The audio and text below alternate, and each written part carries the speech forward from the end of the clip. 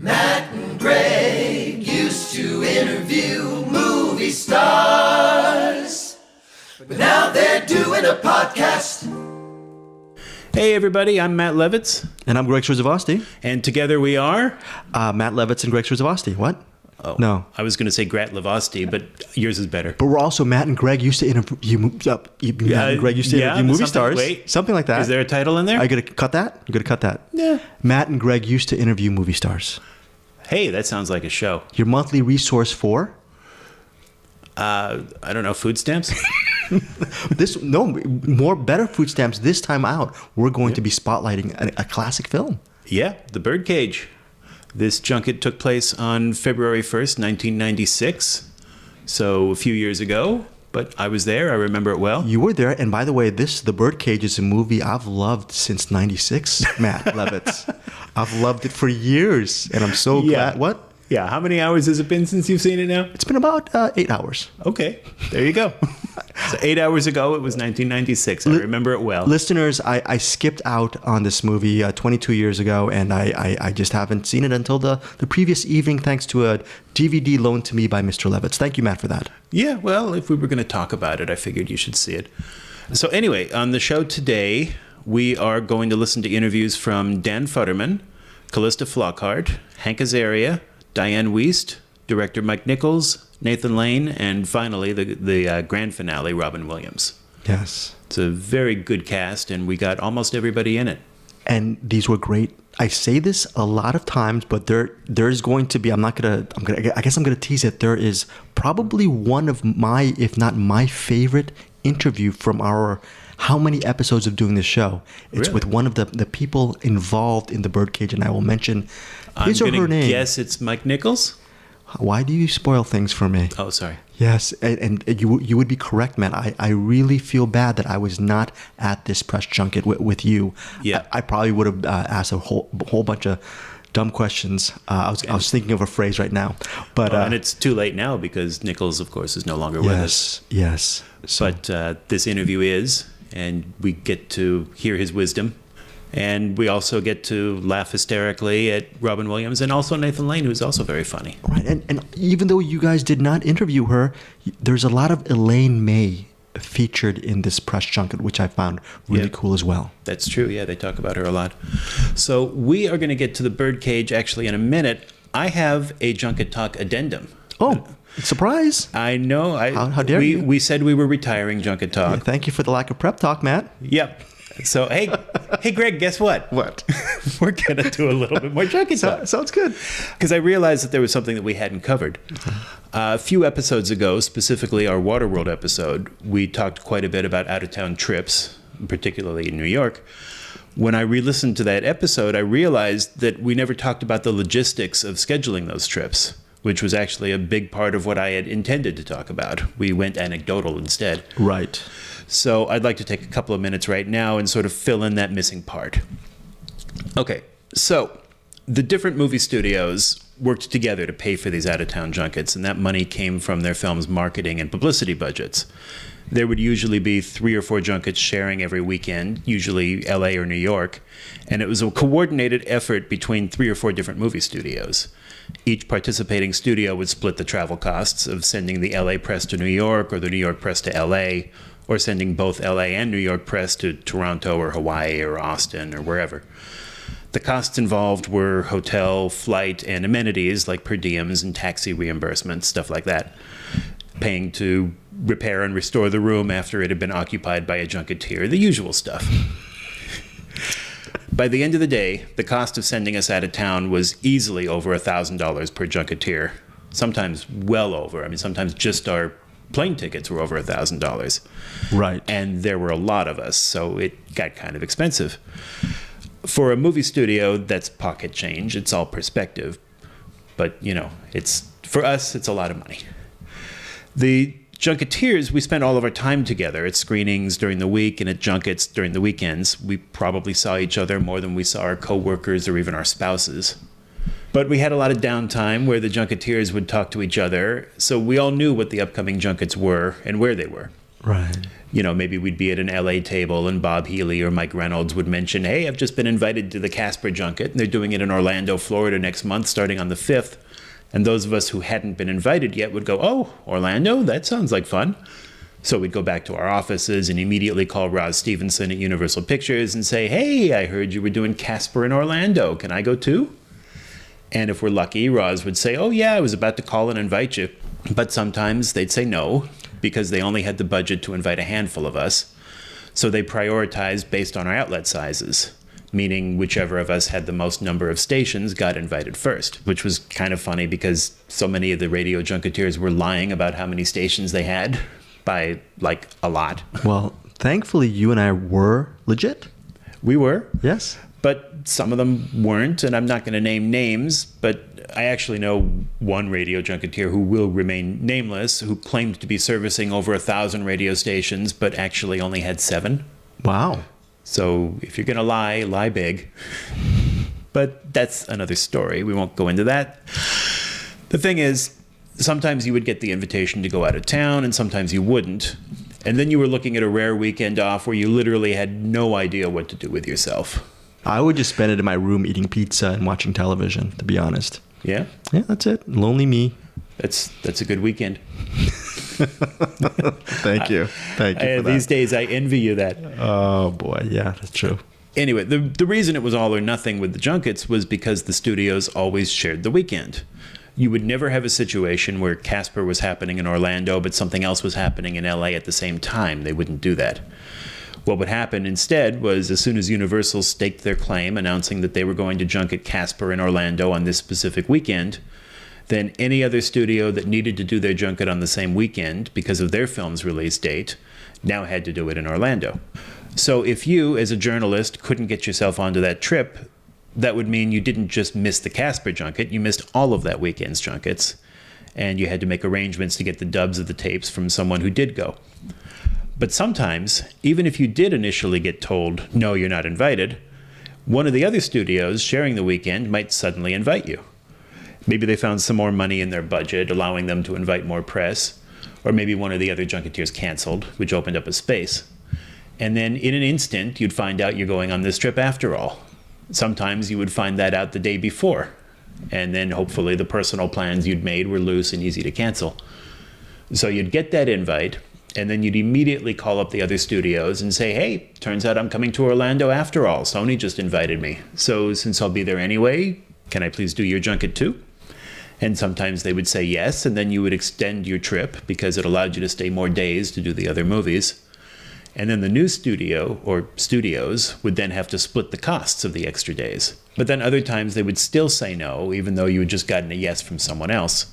Maybe because they didn't have the money to pay their share of your trip, or maybe because the interview roundtables were full and there was no room for you. That would be bad news because it could mean that the one studio that did invite you would then change their mind again and disinvite you because they don't want to pay 100% of your expenses all by themselves. So it could go either way for you at that point. Like I say, oftentimes the day before the trip.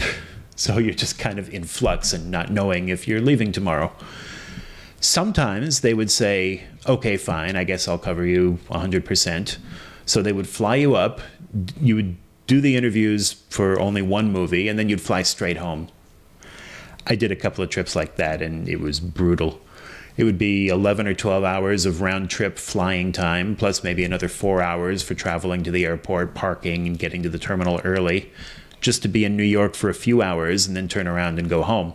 You didn't even check into the hotel. You didn't bring a change of clothes or anything. You flew in, did a few interviews, and then flew right back out. Wow. Those trips sucked. But other times, you'd get lucky, and it could go the other way. Maybe one studio would say yes, and their junket was on Friday, but then another studio said yes, and their junket was on Monday, but the two studios doing junkets on Saturday and Sunday both said no.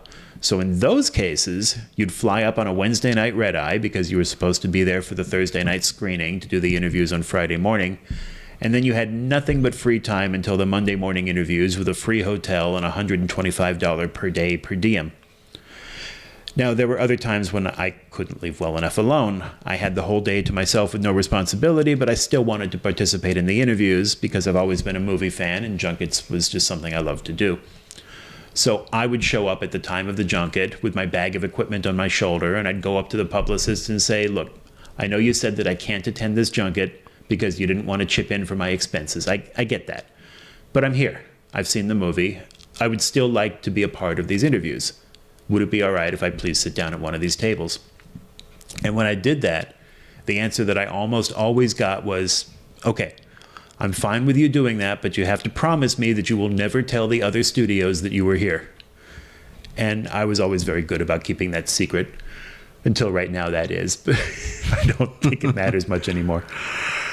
Now, the other thing that I personally had to deal with was that my company had a New York stringer. We had a guy who lived in New York who owned his own radio equipment, and he was happy to work as a freelancer. So if we couldn't get invited to a New York junket, we could call him up, and for $100, he would attend the junket for us and then FedEx us the cassette tape. Personally, I hated using him, and I'll tell you why. Once the studios found out that he existed, then they wanted to stop inviting me. You know, why should we pay over $1,000 to fly you to New York when you can just send your New York guy and we pay nothing? And then we can use that money to fly one of your colleagues instead, and then we're getting 2 journalists for the price of 1. And it's very hard to argue against that logic, though I would try. I would say, you know, it has to be me because we have specific questions we need to ask, and this other guy isn't as skilled at shouting the others down and getting those questions in, which was a lie. The guy was perfectly fine at getting questions in. But it's the only thing I could think of, and I didn't want to lose those trips. But here's the thing. When we couldn't get the invite to attend the junkets in New York, we had to hire our stringer instead of just getting a dub from one of our friends. And Greg, can you guess why? Why? The damn Beatles question. Oh, right. Yes. The Beatles were our client. We've talked about this in another episode. For a sustained period of time, we had to keep asking everyone to talk about the Beatles, and none of our colleagues was going to do that for us. If someone from our company wasn't there, that question would not get asked. So if I couldn't be there, we had to send our guy, which mucked things up for me in terms of future invites. You know, I remember there were a couple of times when I'd have to fly in and essentially fly out, and I would just say no. I would just literally turn those down? I'd say, you know what, I'm just going to get tape from somebody. And one of the reasons why I felt, I don't know if it was correct, I felt like I could do it because I was a really big outlet. Okay, with me being part of the Westwood One family, yeah. And even though Westwood One had their own offices in New York and their own journalists there, me being a prep service, part of E Entertainment and Westwood One, I was my own little thing. So I never actually partook or partaken, or I never participated in any of those junkets. But yeah, those I would hear a lot of nightmare stories from other journalists who would come back so tired just from those day ins and days out. Yeah. Well, but we wanted to do the interviews, and we would get miles out of it. I guess there's that. Yeah. So anyway, overall, I would say going out of town was, I mean, would you agree, probably one of the best parts of our jobs? Yeah, no. I mean, definitely. When I look back at the '90s, that was one of the best parts of doing the job, was just going to New York, like you said, flying on the red eye, just waking up. Actually, not waking up, just getting into New York at 6 in the morning, taking the taxi in, checking in early to your hotel room, and realizing you don't have a screening that night. When the hotel room was ready. When it was ready. Sometimes it wouldn't be, and we just have to hang out. Right. Got there too early. But most of the time I was lucky. I got the room pretty quick. If not, what are you going to do? You're just going to leave the bag in the hotel, and then you can just walk around the city or wait in the lobby of a really beautiful hotel. It's not so bad. Not so bad. We would figure things out to do. Yeah. We were in New York. Yeah. But yeah, I mean, these were trips there's no way we could have been able to afford. I mean, on our own dimes, we wouldn't be staying at the Regency or the Regal Royal. Regal Royal, yeah. I mean, we probably Essex House. We couldn't have probably afforded a Motel 6 when we were in our 20s. Yeah. So I mean, it was just an amazing opportunity and something that we were pretty lucky, you know, just to fly across the country and sit in the rooms of the biggest movie stars in Hollywood. From our POV, in that fashion, it was a golden age of reporting as far as entertainment goes, because first of all, the media, we were treated pretty well by the publicists and the studios, and then from there, a lot of the journalists we worked with as this show, as you can tell from the interviews, a lot of quality journalists there too. So a lot of that kind of reportage is not part of the roundtables today because you get a lot of, I mean, it's a whole different. It's all press conferences now. Press conferences, or it's more of a youthful take, which is fine on reporting. But remember when you and I would sit down, we'd actually have a lot of people in their 40s and 50s, real vets, covering the material. So, yeah. So moving on now to the Birdcage. So Greg, you've finally seen it. I've finally seen the Birdcage, and I really enjoyed it. I didn't love it as much as everyone else did. I just like the idea of the pairing of Nichols and May, and also what we're gonna listen to with these interviews, I guess towards the end, the Robin Williams role was to me the steal of the movie as far as his acting in that. And I mean, they talk about this a lot in these interviews, but he was not the wild, out there, crazy guy that he normally was. He actually gave that up to Nathan Lane to do that. Right. And he played the straight man, no pun intended. He wasn't straight, but he played the more resigned, calm role, and gave the comedy to others, which was very generous. Everyone really, really loved Robin Williams. Every time we did a junket, everyone would talk about how generous he was, how kind, how fun it was to be in a scene with him.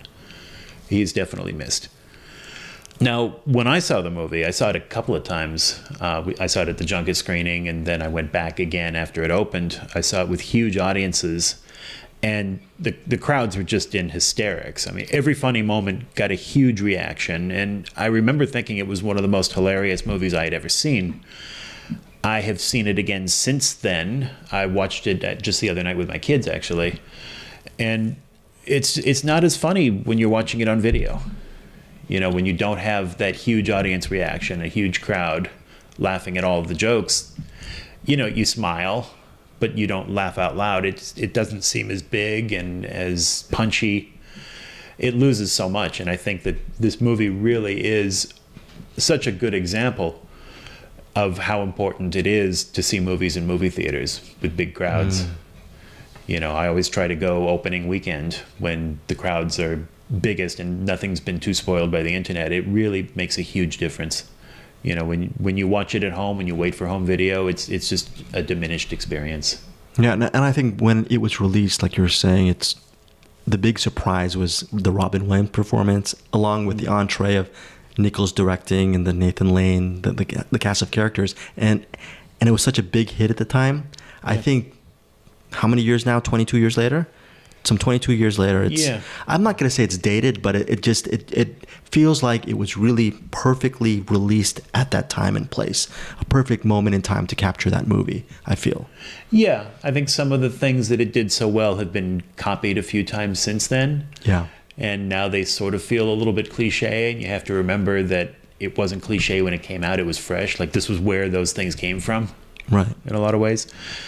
Having said that, as most of you guys probably already know, The Birdcage is an adaptation. It was originally La Cage aux Folles, which started as a French play in 1973. It was adapted into a film in 1978, and then turned into a Broadway musical in 1983, and it swept the Tony Awards that year with 8 nominations and 6 wins, including the top prize, Best Musical.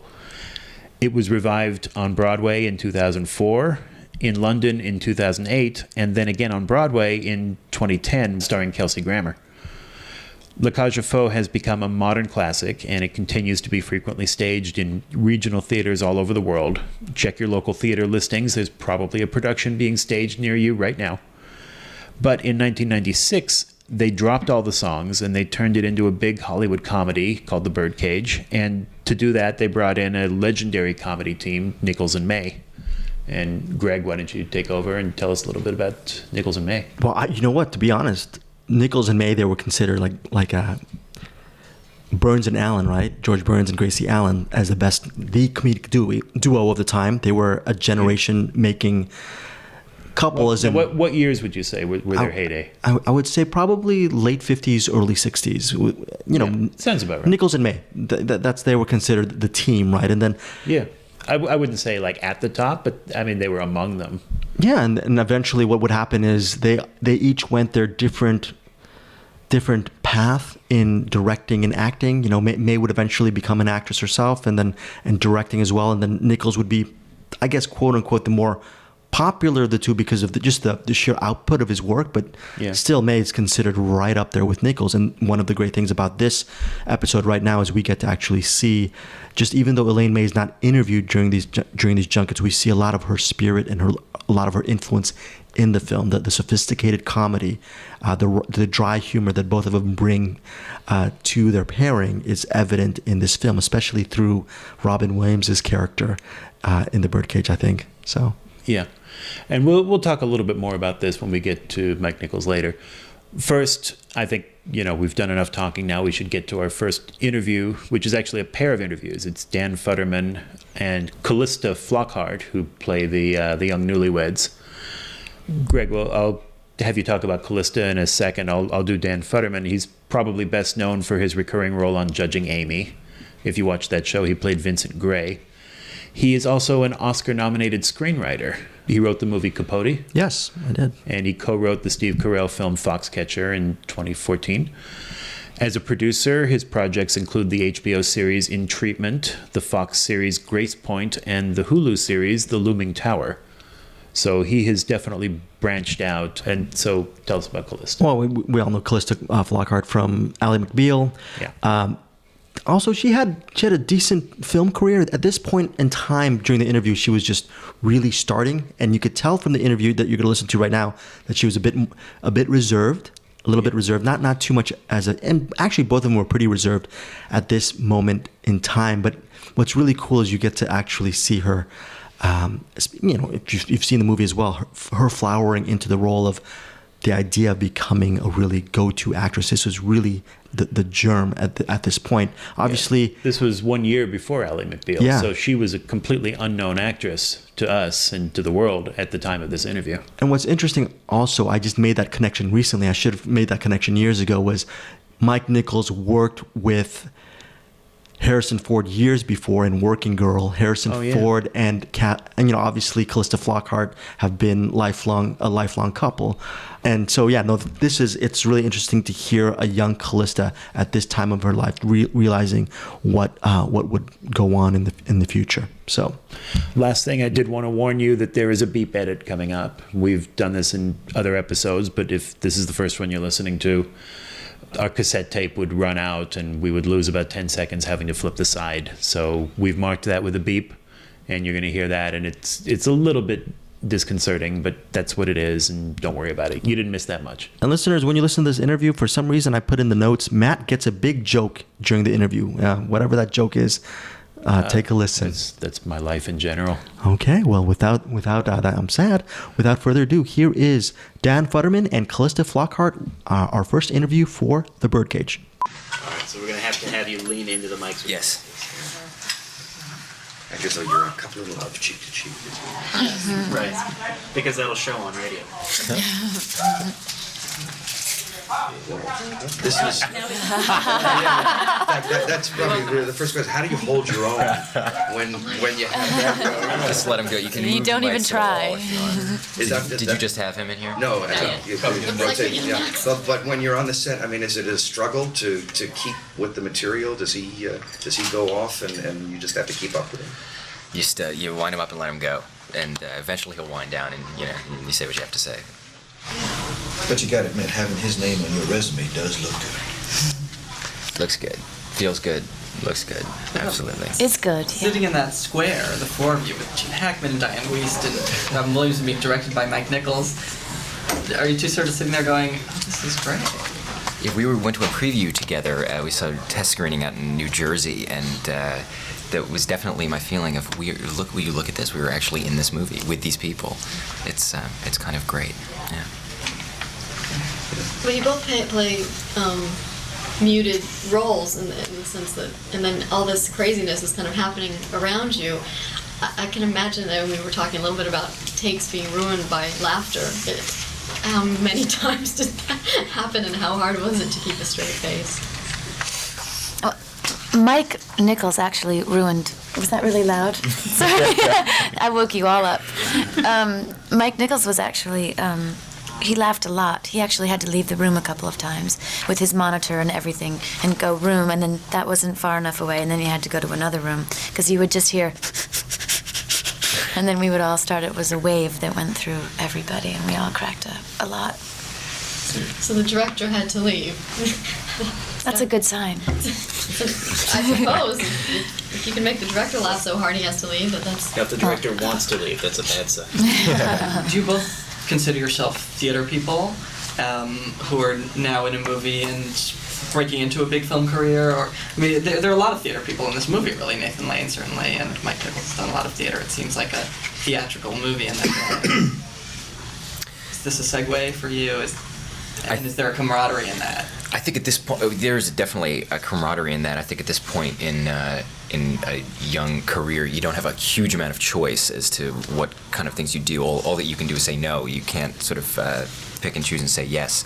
And as it's turned out, I've done a decent amount of theater, and Calista's done a whole lot of theater, and yeah, it's great to have opportunities in both things, and hopefully one can move back and forth. In so many ways, this is, it reminds you of the old-fashioned farces. Like, I think You Can't Take It With You keeps coming to mind, in fact, with the classic dinner scene with the couple in the middle of it. For an actor, I mean, do you get the sense of that this is how you started in high school and suddenly you're doing that again? I didn't do You Can't Take It With You in high school. I thought everybody in high school does You Can't Take It With You. I didn't either. But I mean, do you get a sense that it's a kind of a theatrical tradition, and it's a lot of fun to go back to that again? Yeah, absolutely. I mean, and Mike Nichols represents a theatrical tradition in a way that we're all aware of, and he's now acting in a play in London that you heard about, this Wallace Shawn play, and yeah, I think that this movie includes that in a way that often it doesn't. And Nathan Lane is someone I've seen in 5 or 6 plays in New York before I got to meet him doing this, and it's hugely gratifying. How did you guys get the role? Mike actually saw me in a play off Broadway called The Loop, and then he called me in for an audition. What was that audition like? It was very easy. It was just coming in, sitting down, talking to Mike, and reading the script once, and talking some more, and leaving. Did he give you a sense of what it was about you that gave you the role over other people? No, he didn't say much at all. He didn't really talk. He really didn't. He didn't direct me or say anything. I just read it, and I thought that I had read it very badly, and then I left, and 2 months later I got the offer. How about you, Dan? Same question. I was, on my behalf, Mike was pursued to please see me, and I did, and I have the one thing I share with Robin playing my father is, we said, I think, sprout body hair from Lord knows how many places, and I supposed to be 20 years old, and I'm in his office, and went into the bathroom just to see if I was, sort of looking young, and realized that I'd missed a spot, and searching through his cabinet to find a razor. He's got this rather nice office over on the west side, and so I don't know if he knows this yet, but I've used his razor to make myself look younger for that audition. Gee, what else is in that medicine cabinet? That's something I can't reveal. Let's try that. Have you seen the film yet? Yes. You have seen it? Because we saw it last night. It was a kicker. It's a funny movie. It is real funny. Yeah. What do you think the gay community, how do you think they're going to react to this? I don't know. We were talking about that before, and I don't know. I think that certainly there's a potential for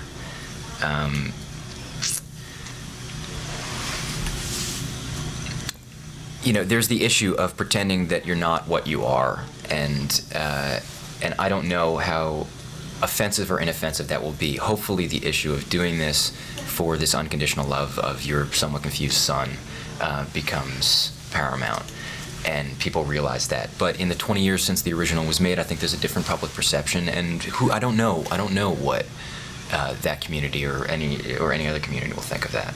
But the writer got everybody. He got blacks, he got gays, he got everybody. That's the virtue, right. Right. Nobody escapes unscathed. In fact, was the writer present? Was Elaine May a presence on the set? And what you talk about working with her? Well, she was always there. She was pretty quiet, but she was very open and very flexible to any ideas or anything that you wanted to say or ask her questions about. And And it was fascinating to see Mike Nichols and Elaine May sitting next to each other. It was really something. Give some insight. These legends, you know. And did it give you some insight into their working relationship? Because they do have something unique, I think, in recent show business history. Other than just being very close buddies and pals and two incredible, brilliant minds coming together in a creative way, creating this, was really something to watch. Did they riff? Did they ever fall back on the Nichols and May persona? Not that I ever noticed. But they giggle like two old school chums or something. I mean, they crack each other up, and that's great to see. And they are equally entertained by Nathan and Robin in particular, who they definitely have their funny bone. So there was a lot of kind of giggling. Very jovial. Between the two of them. Yeah. Did you ever feel left out because you were basically almost one of the only men that wasn't able to dress up? Yeah, you sit there and, I'm in my tie and there are other people who run around in short skirts and stiletto heels and you think, I'll put on a dress because everybody's having so much fun and I have to be the blocker. But, another time, it'll be another time to wear a dress, I'm sure. Well, I'm sure when the scene cut, you took off to your dressing room and dressed up. Well, sure. Sure. I'm just wondering what about somebody who's going to come and see this movie and their parents are gay? How are they going to walk away from this movie? It's going to make them think. Well, how did you walk away from this movie? I'm not gay, so I wouldn't know. My parents are like, yeah, I wouldn't know, but I'm asking, yeah. I don't know. Just a hypothetical thing. I don't know. In my family, my cousin, Donna, has her partner Virginia. They have a kid named Evan, who's 10 years old, and he's a great kid, and they've been great parents to him. And I hope that and when you ask about what the gay community is going to think of it, I hope that there's particular members of my family that represent that, and I hope that it sits well with them, and the fact that I think it's important in the movie that Robin and Nathan have raised who's confused but a good kid. And so as eccentric as they are, that they're good, loving parents, and that's the important thing. If there's a moral to be found. I think the key was when he finally admitted that this is my mother, and you said that. Right. Calista, you have that wonderful scene with the Keeleys, with your character, with the senator and Gene Hackman and Diane Wiest, when you tell them about wanting to get married and you've been sleeping together for a year, and the timing is just wonderful on that scene. I wonder about working with them, with these two actors who have such a different range of experiences, and yet you're thrown in there and hold your own beautifully. Right. Well, thanks. Fortunately, that scene was shot after we had done all the dinner scenes. So by the time we got to that scene, we had a relationship and I felt very comfortable around them. So that was an easier scene. But I'll never forget the first time I flew to LA, stayed in the hotel, got up at 5:30 in the morning, and by 7 o'clock I was ready to walk through that dining room door into their apartment. And I'm standing in between Diane Wiest and Gene Hackman, shaking. And going, oh, and every time I opened my mouth, I said, oh, I just got fired. And then I'd say another line and say, now I'm really fired. And Gene would just tease me that Madonna was coming in to take my place. And they were so supportive and so kind and helpful that it became very easy. But I was terrified. Hollywood is the type of environment where someone like, Angela Bassett can not be heard of, and then in 6 months later she's the hottest thing and on the cover of Entertainment Weekly and all that stuff. I'm wondering, are you too prepared for that? Do you think about that sort of thing? Because it could very easily happen where next year you won't come to these junkets because you're too hot and you don't want to do interviews anymore. I hope so. I'm just wondering how would you deal with that sudden celebrity that could happen? I haven't really. Of course, sometimes I wouldn't be human. You think about it, you sort of dream about it, and you don't. But for me, it really hasn't become a reality at all, and it's not something that I think. I guess you don't really know how to prepare yourself for something like that, and the most I do is maybe once in a while dream about it and think about what it would be like, but it doesn't seem to be becoming a reality anytime soon. But Dan, now he's got major preparing to do. Right. But we hear about the perks, like you get nice tables at restaurants, things like that. Yeah, it's special. This is not something that it seems so outlandish, and it seems like something that one doesn't prepare for, and that things happen, and you have no idea why they happen or to whom they're going to happen, and so who knows? What about issues of privacy? I mean, do you have that pen ready for those autographs, or does that sort of make you sort of leery that people might come up to you and invade your space? I think that actors that are standoffish about being personable with people, I think are wrong. It's a public profession, and certainly there's a line that shouldn't get crossed. But if you're doing a show or something and someone asks for an autograph, I mean, for God's sakes, it doesn't really take all that much time. Dan, I apologize for having to ask this, but you were in The Fisher King. Did you have scenes with Robin Williams? And as I say, I apologize for having to ask this. I don't remember your cover. It's all right. The scene I'm in is very dark. Me and this guy Chase Bartok are under the Manhattan Bridge, and we're sort of pouring gasoline on Jeff Bridges, and Robin beats the crap out of me and ties me up, and and then we later come and hit him with baseball bats and stuff. It's one of the thugs. Now I remember the scene. Leather, I think, was my name. And so then it makes sense that you're his son now. Yeah, right. It does make sense. Did you see a difference working with him in a heavier role in a heavier film, or under the direction of Terry Gilliam, as opposed to this where it's out and out comedy? Yeah, well, although Terry Gilliam, I was only on the movie for about a week, but my impression was that Terry Gilliam's direction of Robin is go, more, do more, whatever you want, do it.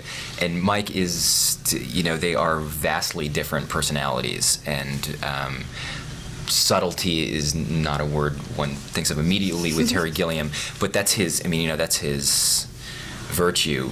Mike, I think, did a lot more sort of reining in and shaping, and let it out here rather than there with Robin. And I think his performance in this movie is sort of unusual and terrific. Could you tell us about any projects you guys have lined up?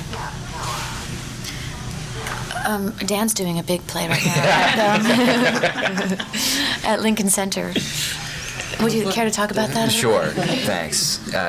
John Robin Bates, who wrote a play called Substance of Fire, has a new play called A Fair Country, and I'm doing that right now. And it's at Lincoln Center with Larry Luckenbill and Judith Ivey, Matt McGrath, about an American family that's been posted in the late 70s in South Africa, and there's a disintegration of the family because of sort of politics and insanity. Is the sort of nomad existence that goes along with being an actor in terms of doing a bus and truck tour of this or going here, going there, how does that affect your personal life? Do you ever sort of think about, gosh, I don't know when this will end, and I'll never in one place for too long, so the drawbacks to that sort of lifestyle? I've done a lot of traveling, a lot of regional theater. I've spent a lot of time out of town. Last year I spent 11 months out of town, and in Chicago and Houston and Hartford, Connecticut and LA. And it actually, this year was the first year that it did sort of take its toll. I came back after 11 months and felt I had to call all my old friends, and it was odd. I do have a dog, though, and so I take my dog with me, so I feel at home when I have my dog. But it did get to me for the first time this year. It was hard. Dan, your bio says that you're in an upcoming independent film called Mr. Spielberg's Boat. Right. Is it any Mr. Spielberg we might know? Well, I think there's some legal wrangling over whether that name is actually going to be used or not. But yeah, it refers to, there's a group of friends that get together in this house in the Hamptons, and one of them works in the film industry and is upset to find out that Spielberg, they think, has parked his boat in the harbor there, as he apparently is wont to do in the Hamptons or in Sag Harbor. So yeah, it does refer to him. And what's your character? I play a young doctor named Brad Denneker, who kind of remains outside this high emotion that's going on, and but the cynical one of the friends. in many of our questions, I think you can tell we're treating you as though you're newcomers, but you obviously both have been working for quite a while, and I'm sure there must be a little sense of bemusement here where you say, gee, and here we are, we've been at it, and suddenly they're noticing us. But help us with that in terms of just what it means to an actor to, first of all, be working, but also to be in a film like this that's getting this kind of attention. What do you hope for your careers, and also just, you know, is this where you wanted to be at this point? Well, I think it's an odd thing for me at least, to be sitting here, and yesterday we were doing the television interviews and think, are they actually interested? I mean, are we, the sort of Futterman who is, you're like with what company? I think it's about time you've caught up. I do feel like a neophyte. I feel sort of like a fish out of water right now. I do feel comfortable in the theater, but I feel basically the same way. It's just sort of, yesterday I was very nervous about the interviews, and it's almost like, why would anybody want to interview me for anything? But it's very exciting, and it is flattering, and it's just exciting. You're probably a pro after the third interview, right? 75, right? Yesterday? 75. How many did you do? I was there from 9:30 until 6. I don't remember how many I did. So what's the one question you got asked every single time? What's it like working with Robin? Well, funny you should ask that. No one's asked me that yet. Was it hard not to crack up? Was it hard not to crack up? They never claimed to be original. They were good questions, but after the 70th time, I tried hard to act fresh. So, what's it like? Sort of like an acting exercise? Sort of. Yeah. How was the first scene for you when someone who hasn't seen, the first movie, the dynamics of you and Robin Williams, the hot tub wine, the anticipation. You look pretty cute with the backpack. Well, thank you. What was it? Thank you. It was that was the first scene that I shot, and we had been rehearsing for a few weeks, so we had got to know each other a little bit. But we were talking about sort of what you expect Robin to be like on the set, and he certainly has his times when he's performing for everybody, and that is, a bonus of working on a movie with him. But when you actually get down to doing the scene, it's important for him that he gets to try what he wants, but it's also very important that you're comfortable with what's going on. And so we would finish, and he'd say, "Are you okay? Do you want to try it again?" I'll tell him if you want to do it again, or do you have anything you want to try? And so he's absolutely personable, and aside from being a hugely funny guy, he's very serious and honest and excellent at what he does. So you can almost say he has his own image to maintain too, because if you're in a scene with him, and you can make him look bad. Sure. I think he more than most people would be good at kind of just ignoring you and doing his own thing. Both of you talked about the scenes that you did. You're talking about that scene being the first one you shot, and you're talking about the scene where you tell your parents in the film about the relationship as being later. And in the filming, did Mike set it up that way? I mean, it seems very logical to have done it that way. And I know films aren't shot in sequence, and it just seems, like he might have taken the care to do that to amplify the feeling. Go ahead. I think that Mike's intentions were, I think he really wanted to shoot in order as much as he could.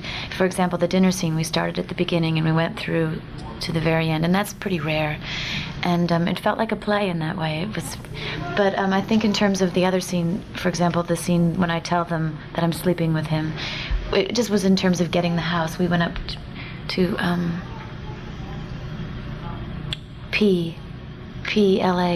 Pasadena, and it was just the availability of the house. So he's not as smart as I think he is. It doesn't work out that way. Well, he's sort of smart. He's sort of smart, but yeah. You mentioned.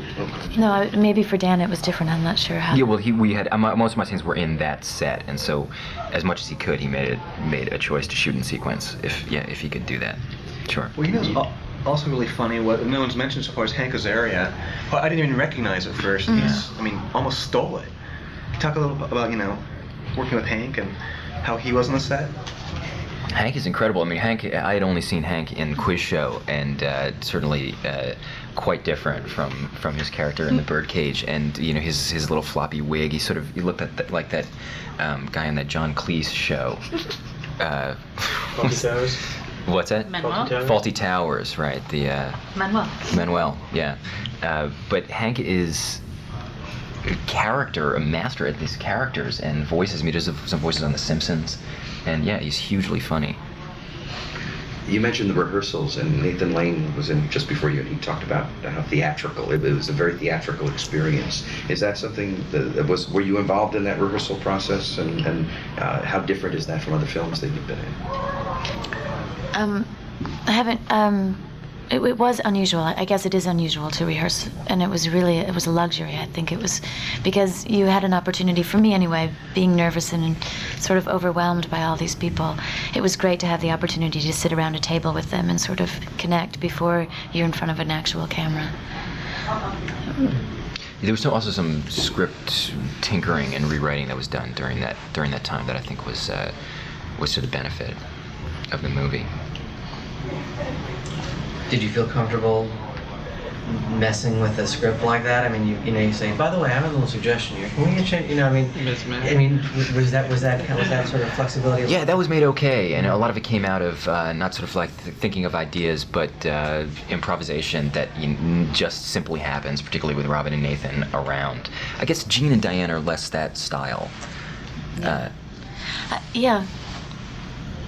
So those scene study classes came in handy when you had to improvise and sort of. Yeah, there's a time when you finally just realize that as uptight as you are, it's not helpful, and you might as well relax and accept what's going on and try and jump in. So that eventually happens.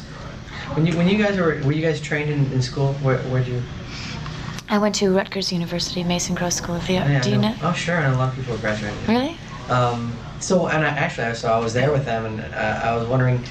Most of them, they hoped they'd make it, but I got the impression that very few of them actually believed that they actually really would. It's such a tough business. And when you were there, were you just doing it because you loved it and you'd hope that one day you could have a career, but you'd wait tables on the side or be a teacher or whatever? When I was there, I had a sort of a breaking point when I was a sophomore. I was in my first play that I was ever in, and up until that point, I was not sure that I was going to do this for a living. And then I did a play, and my father came and he said, this is what you should be doing.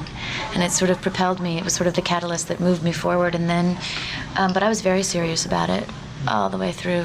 After I graduated, I moved right to New York and just kept on going. What year did you graduate?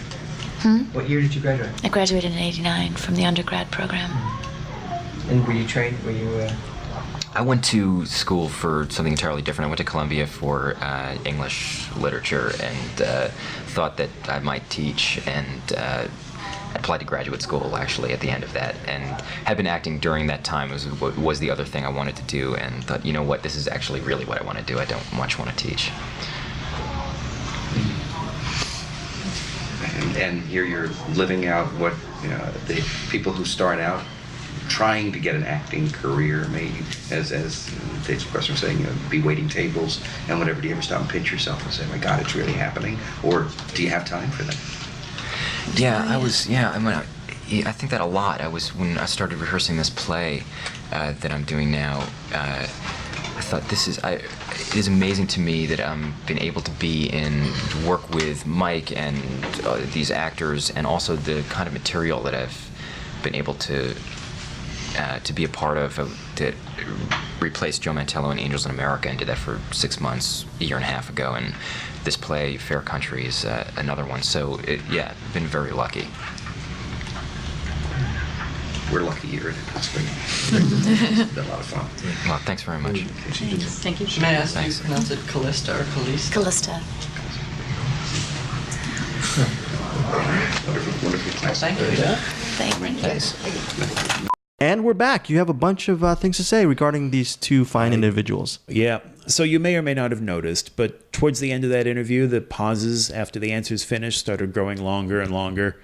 I would love to say it's because we were so pensive and in the moment and taking it all in, but no, it's because we were out of questions. Neither of these guys that we were talking to were names at the time. As I said before the interview, this was before Ally Mcbeal. And 26 minutes is a very long time to talk to non-celebrities. We honestly couldn't think of anything else to ask. And if you remember, Greg, the internet didn't exist yet, so there was no way to research these guys other than what was in our press notes, which was sparse. So we were flying by the skin of our teeth. I remember a lot of interviews like that, and those moments when you run out of questions could be kind of awkward. Right. So thank God we could always count on Alan Silverman to jump in. Thank you, Alan. Thank you, Alan. Continued. I would thank Alan for all the dubs he gave me over the years as well. So Yeah, I think most of those people sitting at those tables would say exactly the same thing. yeah. Let's see, another thing I wrote down. Ron Brewington asked them whether they anticipated controversy from the gay community. I hit the internet trying to see whether there wound up being any, and as far as I could find, it doesn't look like there was. The movie was a huge financial success, and it looks like the LGBTQ community embraced it, or whatever they were called back then, the gay community. Calista Flockhart said that she had no upcoming projects to talk about. That didn't last. I mean, she must have been literally weeks or months away from getting cast in the role that changed her life, because Ally McBeal premiered the following year in 1997. It's possible that she was already in auditions at that time, but just didn't want to talk about it yet because she hadn't landed it. Speaking of Ally McBeal, I'm going to throw in a very quick aside. If you're a fan of that show, you might recall two of the songs that Vonda Shepard sang on it. One was called Charm You, and the other was The Only Love I Had. Neither of them ever made the Ally McBeal soundtrack albums, but every now and then I hear about people trying to find copies of them. Just so you guys know, both of those songs were covers. They were originally written and performed by, want to venture a guess? No. The band Venice. Oh, are they? Who coincidentally sing the theme song to this podcast. So shout out to Venice. I think I saw her live years ago. I actually saw her live a number of times as Venice's opening act at the Troubadour in West Hollywood. She didn't have a record label. She was just an unknown singer coming up. And so that's how she knew Venice, and that's why she wanted to use a couple of their songs when she landed Ally McBeal. That is cool. So last point I wanted to make, Dan Futterman talked about a film that he was making called Mr. Spielberg's Boat, and he said that he was pretty sure they weren't going to be able to keep that title. He was right. Midway through filming, Spielberg's lawyers forced them to change it. That movie was released later that year, 1996, under the title Far Harbor. Jennifer Connelly and Marcia Gay Harden were also in that one. Very cool. Very cool.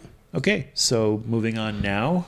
Hank Azaria. Greg, My only embarrassing thing about Hank Azaria is I have seen probably in my life completely, not even one.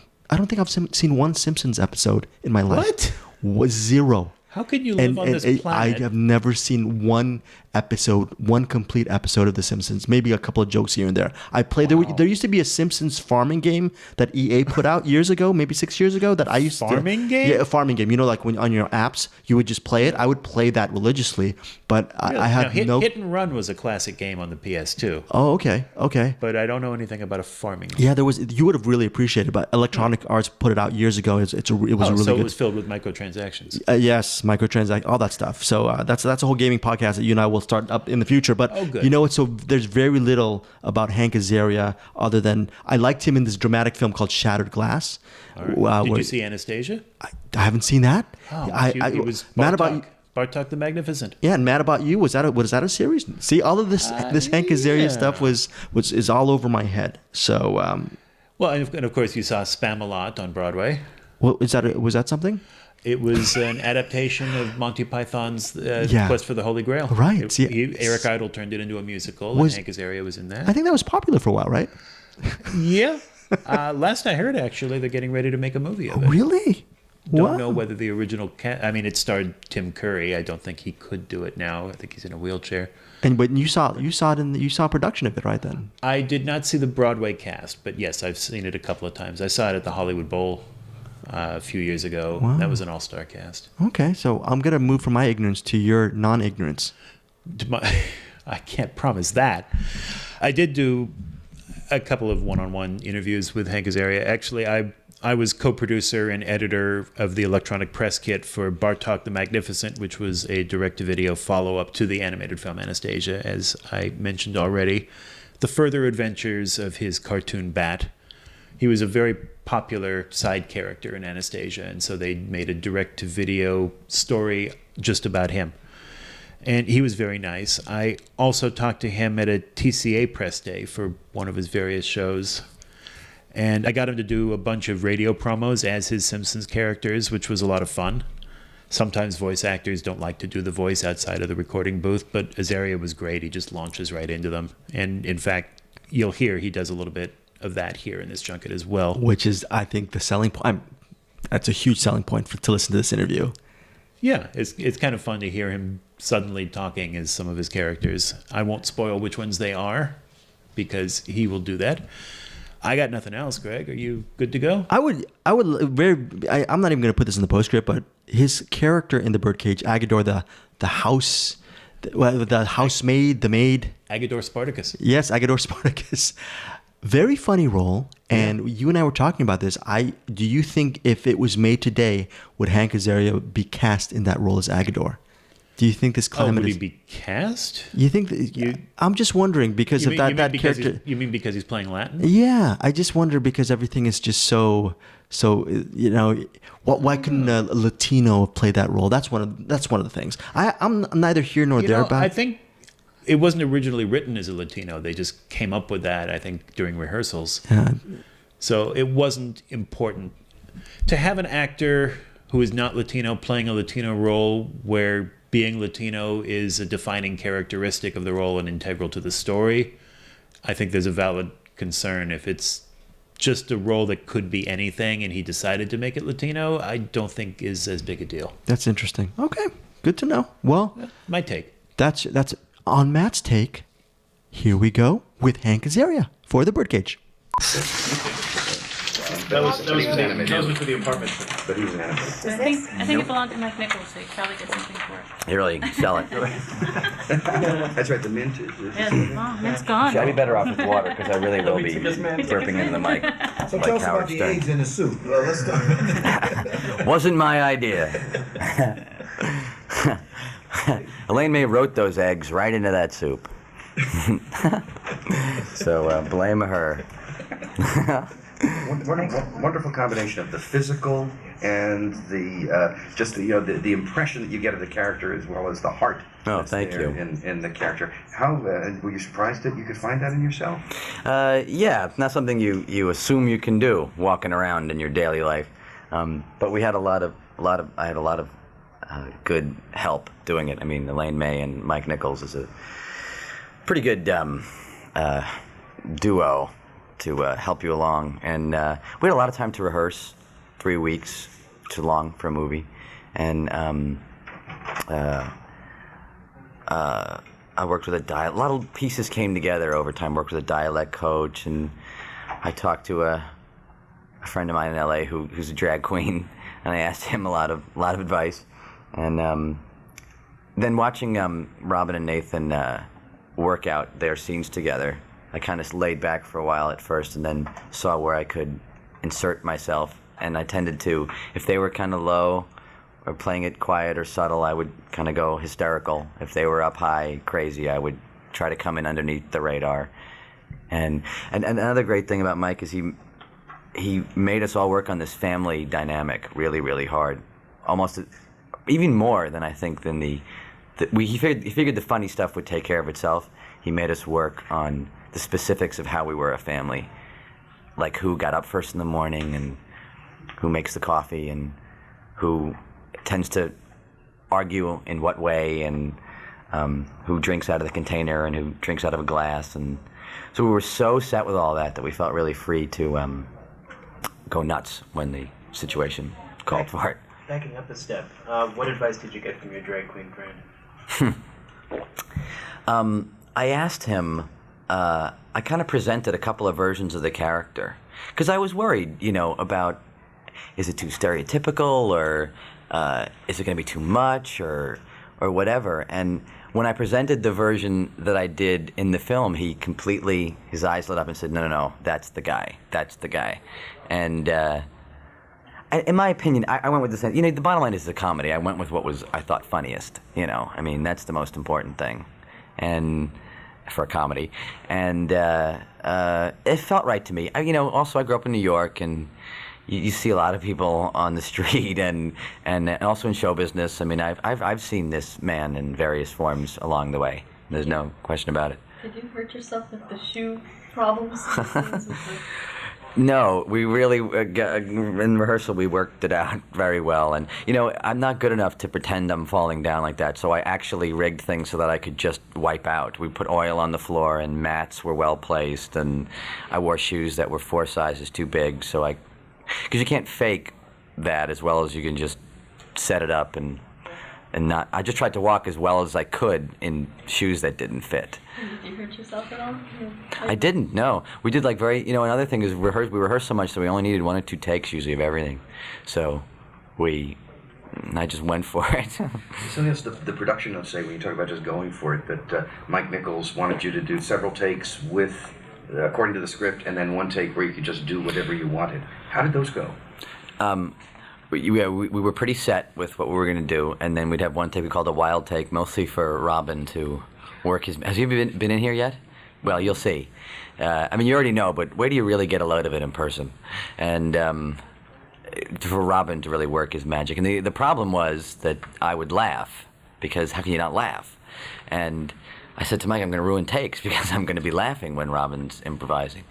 So he said, this is why Mike's a great director. He said, well, work it in that your character finds his character funny. Just laugh in character, and it'll work. And there's a few moments in the film where I just do, because that's why Mike's a really amazing director. It's one of the reasons. He's smart enough to tell you to do that. Do you recall any specific wild take that was really wild?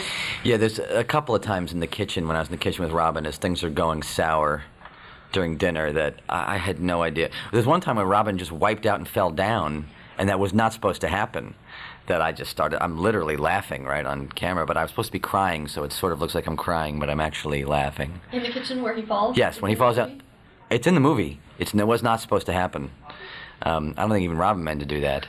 Then there were things that Robin screamed at me while we're trying to make the soup that I had absolutely no idea what he was going to say, that I just tried to respond to, that I was lucky my back was kind of to camera, because it just made me laugh a couple of times. And then I spent a lot of this movie actually kind of turning away from camera a while. You ever seen Dr. Strangelove, when that guy starts to crack up? When Peter Sellers is really going nuts as Dr. Strangelove, and his hand is out of control, and he grabs his own crotch, and the guy who plays the Russian diplomat just starts smiling. There were a lot of moments like that in this movie. Diane Weiss got such a kick out of Robin that a whole day shooting of her was ruined because she was laughing so hard between takes. Her mascara was running. They couldn't use it. That was like, everybody always says, we laugh so much, it's a good time, but it actually was really the case on this one. I believe you. No, really, it was. And Mike got a huge kick out of it. He would be laughing so hard that we had to move him farther away from the set a couple of times, because he would be laughing in the middle of takes. That's a really good feeling, to make Mike Nichols laugh like that. It's a funny thing. In this case, it comes through on the screen. I think have you seen it with audiences? Mm-hmm. Because the audiences share that, and I think so often the in-jokes or what you experience on the set doesn't come through on the screen. What do you think makes the difference? I don't know. I think mostly I attribute that to Elaine's script. I think a lot of it she really... she was also around when we were rehearsing, and we were improvising and rehearsing and ad-libbing. She would take down the best stuff, or stuff that maybe wasn't so funny. She'd hear a good idea and then turn it into a good line. So a lot of ourselves went into these characters. Maybe that's part of it. Plus, everyone was really having a good time. It's hard to act that, I know I was just happy to be there, all these people, One scene with the G-string, was that computer generated, or was that real flesh? They morphed my butt into that. Yeah.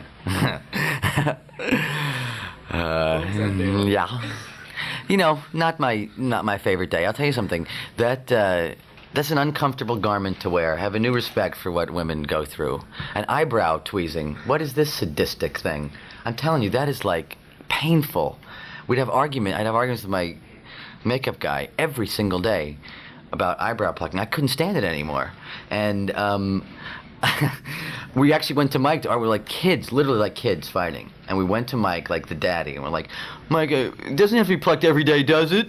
And he was like, no, you don't have to pluck it every single day. Tuesdays and Fridays we'll pluck your eyebrows. But it was serious at the time. I wasn't kidding around. And a bra is a highly uncomfortable thing to live with. I mean, I'm glad, I did not enjoy being a girl. Let's put it that way. I really was sick of wearing those clothes by the end. I was like, ow. I think after a lot of people, when leaving the theater, you came up and it was more in the vein of, I can't believe how wonderful he was. He was such a surprise, which is good and bad for you. You probably always knew you could do it, but I mean, does this sort of validate sort of that, something inside you that always knew that you could do it? Or how do you meet with that sort of surprise? People look at you in a different way. A little bit of both, I mean, I didn't know. I wasn't totally sure I could do this, I mean, I've always done a lot of voices and a lot of character work, and I've worked hard as an actor for years and studied and gotten lucky enough to work in different things. But I wasn't totally sure I could pull something like this off. I think Mike was more sure than I was. I mean, he saw me in Quiz Show and liked me a lot in that and offered me, told me to read the script and pick a small part, which at the time this character I played was like a one-scene part. And originally the maid butler character was going to be a black character, like it was in the original French film. But it didn't translate well into a 1996 American version. It's different, the sensibilities and the context in south of France, 1978. And even though Elaine May was smart enough to write into that version of the character, self-aware jokes, like the character's constantly making a Butterfly McQueen jokes and teasing Robin for being like a master and this and that. It still wasn't. Even for this movie, it was offensive. It wasn't funny. It just wasn't funny. So I don't know whose idea it was to make the character Latin. I think it might have been Robin's actually, because it just somehow seemed to work better, and it just was less offensive. And once it became that big part, and then I had done a reading of the character in its smaller version, and Mike said, "Would you play that character as the larger version?" And I wasn't sure I could do it, and he was. So what do you think Mom will think? I'm more concerned what my dad will think. My dad saw a Polaroid of me in my craziest getup, and he looked at the Polaroid, and he said, "This isn't you," but he didn't. You'd think the line reading for that would be, "Oh, this isn't you. Come on!" But it was complete denial. It was just, "This isn't you." The same way that Gene in the movie goes, "You can't be Jewish." It's the same way my dad said, "This isn't you. It's just denial. Like, I can't live in a world where this is my son." And my mother, I sort of based the character on my mother. I mean, not some of the more emotional aspects of it, but I acted a lot to me like my mother in the movie. The mannerisms were a lot like my mother. Was there a little perverse temptation when your dad said this isn't you to kind of play him out and say, "Yes, Dad, it really is"? No, I was genuinely surprised at how taken aback he was. I'd even warned him. I was like, "Dad," I was like, "Come on, that's me." I mean, couldn't believe how seriously he said, like, "This isn't you. This isn't you." He was like insisting that it wasn't me. I'm like, "Dad, what can I tell you? It is." You know, as an actor, that's what you do for a living. Yeah, and I'd even warned him, but I don't think he really. He didn't have a good enough visual for what it was until he saw it. So, but as parents to you and you becoming an actor, were they saying, "Get a real job," and now is he going, "Oh my God, why didn't you get a real job?" No, I think he's thrilled. I think he was just a little shocked in the moment at how outrageous I looked, but I think he's pretty happy. I think he still can't get over that I get paid for doing voices on The Simpsons, because we'd sit around the dinner table as a kid, and he'd be like, "Okay, we're all going to talk in our own voice for this whole dinner, okay? I don't want to hear any of this or any of that." And the fact that I actually get paid to be silly like that after it got me in so much trouble as a child is... Can you talk about it a little bit? I mean, Yeah. how long have you been with the show, actually, and did you think it would last this long? Since it began as a half-hour show. No, I didn't do those. I started with it when it was a half-hour show, which was, I guess, 8 years ago. And no, we knew it was really good and really edgy when we recorded them, which was about a year before they aired. But like most good and edgy things, we figured they'd be off the air within 13 episodes. And was shocked when it was that successful. It really was, and it's an incredible thing to be a part of it. I really feel like privileged to do it. What do you do besides Mo? Besides Mo, the bartender, I do Apu, the Quickie Mart proprietor and owner, and Police Chief Wiggum, top cop in Springfield. Professor Frank is my personal favorite, the Jerry Lewis scientist character that I enjoy. And Harry Shearer and Dan Castellaneta and I do all the male voices on the show, so we must have done 100 each by now or something insane like that. But do you do them together, or are you separate and don't really have the other actor to play off of? We usually do them together. We record it like a radio play, and then they pick the takes and animate it later. But that's doing that show. I think I've done some voice that was close to the voice I did in the movie at some point or another on The Simpsons. And the writing's so good that you actually have to act it. I mean, I've worked a lot of characters up doing The Simpsons. The character doing Mad About You, the recurring dog walker guy, I did that on The Simpsons first. Found that guy somehow. And it's really a great lab for a character actor to do those voices every week. Can you talk about the future of the show at all? I mean, does it seem like it's going to last, continue? I don't know. I know one more year at least, but I don't know beyond that. It may not. I guess the producers, it's a high turnover rate. They last about 2 years on that show because it's so hard to keep the writing at that level and produce an animated show like that. It's just, they never stop working, those guys. It's easy for us. We come in 1 day a week and record and leave, but they are chained there. Are they really killing Krusty? Is he gonna? I don't know. Tonight something happens to Krusty. We record so many of these shows, and because we don't have to memorize them, because I don't remember them anymore. And we're doing 9 characters a week, so you forget the plots of the shows. So I don't know what's gonna happen to Krusty. You talked about getting kind of in trouble at dinner for it's like talking your own voice, and what were you like as a child? Where did those voices come from? Was that to get attention? Were you the clown? What? I guess my theory is that most children are intensely bored most of the time. So if you discover you can entertain yourself somehow, you go with it. I found a tape recorder when I was a kid and endlessly just loved the sound of my own voice, and then discovered I could do other voices and I don't know. I just got a kick out of it. Did you like doing the teacher's back with turn and get called? Absolutely. Huge. First marks were the teachers, no question about it. Which didn't make you popular. It made you popular with your classmates, but not with anybody else. The first laugh you? My family, I used to watch Laugh-In, and I used to imitate Artie Johnson in Laugh-In when I was little. And I memorized Steve Martin routines and George Carlin routines. I do them for my family. You mentioned Quiz Show before, and I think, wasn't it Albert Friedman's son? Your portrayal really struck a nerve there. Bugged him, yeah. Yeah. How did you feel about that response, and also just the sense of playing a real character? What kind of challenge that is? It's funny because it's sort of a similar thing. I purposely, when I knew I was going to do this movie, Birdcage, I had seen the original at Casa Fall, but I didn't look at it again because I didn't want to be influenced. I had the opportunity to meet Al Friedman, but I purposely didn't do it because I researched a lot. I read a lot about him, and I read transcripts of his testimony, and I read a lot of books about what he actually did. And I knew the movie was being very faithful to what he actually did, almost verbatim faithful to what he actually did.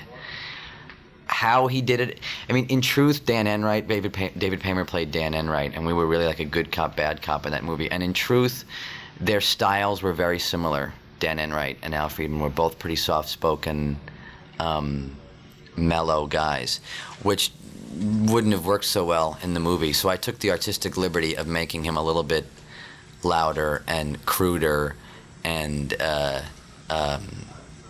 outspoken, which I didn't feel bad about because we were very faithful to what the man's deeds were. It just his style was portrayed a little bit differently. And I didn't want to meet Al Friedman and see that he was a nice, sweet, soft-spoken guy and then go and play him like a tough garment center businessman, which is how I pictured him. On The Simpsons, did you record the part with the McCartneys? No, I wasn't there when they were there. I wish I was. I think they actually went to England and got them on tape. Yeah. Do you do any other voices, any other shows, characters? I've done a couple since The Simpsons. I'm proudly the voice of Venom on the Spider-Man cartoon. And I've done a couple of voices for like Beethoven, that little Beethoven cartoon on Saturday mornings, but I don't really have time to do too many others. They're fun though. Venom is pretty wicked. I've seen that. Have you seen that? The voice. I haven't seen it actually. I've only. Yeah, well, he's a frightening visual. I know that. Yeah. But yeah. Those actors say that's the sweetest gig there is. I mean, they always say down the line they just cannot believe they walk in there and they get paid and the money they get paid to do that. Well, these top guys are millionaires. Unbelievable. But it's harder to break into that than acting because it's such a, it's such a. I think it's because for any given actor part, you have to look right for the part and be the best actor. But voiceovers, probably any one of 100 guys could probably do any given job, and they tend to go with the guys they know are faithful. And then certain guys, you recognize their voice and they become big. So you got it on the ground floor of The Simpsons. Is that why? Do you feel kind of slipped in there when it wasn't? Yeah, it took me even as a Simpson, I couldn't break into voiceovers for a long time. It was that difficult. It was like, it took me a long time to get other jobs. I don't work steadily as a voiceover actor. You have to really commit to that. You did record with Aerosmith, though, when they... Yeah, we actually flew to Boston and recorded with them at their little recording studio there. That was one of my favorite days in show business. Couldn't believe that. What was it like to work with them too? They were amazing. They were like really sweet and funny and nice, and they're really psyched to do it. And Steve Tyler, he'll like tell you his whole life story in the first 10 minutes you meet him, and he was really funny. And Joe Perry, just stand there and he's like, for Walk This Way, the track should sound wetter because they're in a bar. So he just he laid down fresh guitar tracks to sound more like it was in a bar for Walk This Way, and I'm just standing there watching Joe Perry give his little like concert. It was really incredible. Yeah. just dawned on me when you were talking about working with Dan in The Simpsons, and you worked with Robin in this in Birdcage. You've worked with both genies. That's true. I've worked with both genies. Yeah. Dan does an amazing Robin impression. Yeah, he really does. I can't do Robin really well, but Dan, you almost can't tell a difference sometimes. Robin is such a talented mimic. Do you find yourself coming back? I mean, when he'll work with you, can he come back at you in you? What do you mean? In other words, he'll come back at you with just the way you just delivered the line to him. Oh, no, I don't think Robin does a gay Latin character that we'd often dish with each other between takes. But yeah, so I guess the answer to that would be yes. Yeah. What was the scene like between takes? You're talking about all the cracking up while the camera was rolling. He asked Robin about certain characters he would do. A couple of my favorites were Rosa Lopez had just testified in the OJ case, so he did this little Senor Wences Rosa Lopez thing. Like, did you see the Bronco? See, I saw. Who bought you that dress? Senor Johnny bought the dress. He would do that for like a long time. Gandhi on Ice was a character we enjoyed. Gandhi the Ice Show is something that Robin will launch into. Ask him about that one. You only have a half hour though. He literally will fill easily. He could fill a half hour with both those things. So your Robin Williams impersonation, maybe could you possibly get it? I don't have one. What? You said it was okay, but I'm sure we're a very kind audience, man. It's really not good. Neither are we. I'd rather not. He calls people Cappy a lot. He'll say, "Hey, Cappy." That's about it. Hey, boss. That's my. That was good. You talked a lot about working with Robin, but nothing about Nathan. How was that? There's nothing really worth saying. No, Nathan's incredible. I mean, he's incredible. Has he been in here yet? Mm-hmm. Unbelievably witty, right? I mean, he's like incredibly funny, and he and Robin really, they would riff together much more than I ever did with Robin. I mean, they were truly they got to be of one comedy mind after a while. And they really had a lot of fun. They had so much, there's so much of their stuff that I think never made it into this movie that was truly inspired that they would do on those quote-unquote wild takes. But Nathan's an amazing performer. Last question. Anything next for you? Yeah, you have Heat, and now... Working on this movie right now called Grosse Point Blank. John Cusack's starring in and producing. And, I'm in this strange little twilight time where I don't want to do television anymore, and I don't need to work because I have The Simpsons, and so I'm waiting, and I don't want to I've done a lot of small parts now, and holding off on that, and hoping to get, looking for the next one or two good, juicy parts in films. What's your Grosse Point Blank role? That's like a small, fun part. That's it's hard to describe. It's a very black comedy, and John Cusack plays this kind of yuppie hitman, and I play an FBI, a trained killer for the government who's following him around, waiting for him to kill someone so that I can kill him as soon as he does that. And isn't there a high school reunion? Yes, he's very torn whether to go back to his high school reunion or not because he has no idea what to tell people what he does because all he does is kill people for a living. It's pretty funny. Alan Arkin's in it, and Dan Aykroyd, and Minnie Driver. It's a good little script. George Armitage is directing it. Did Miami Blues. Is it more satisfying for you to actually act in something as opposed to voiceover? Yeah. Yeah, most of the time. Like the TV show that I did, not so much. But but like Mad About You is a lot of fun, and this was incredible. And but The Simpsons is a blast too. I mean, it's really it's hard to beat that. Have you developed a character that's going to be your signature? I hope not. I hope I can just really grab onto whatever it is I'm doing at the time and try to make each one as memorable as possible. You're only as good as the horse you're on, really. This one was a great character that I got to do a lot of fun stuff with. Herman said it was a little bit of a disappointment for you in terms of... No, when I was talking about the TV show, I meant the last one I did that lasted for 9 seconds. No, Herman's Head was a lot of fun, actually. I mean, we did that for 3 years, and by the end, we were all pretty ready to stop doing it. But it was, it was a silly, fun thing to do. It was funny. I learned a lot doing that show, definitely. Okay. Thank you. Thanks, guys. What's the word for Agador?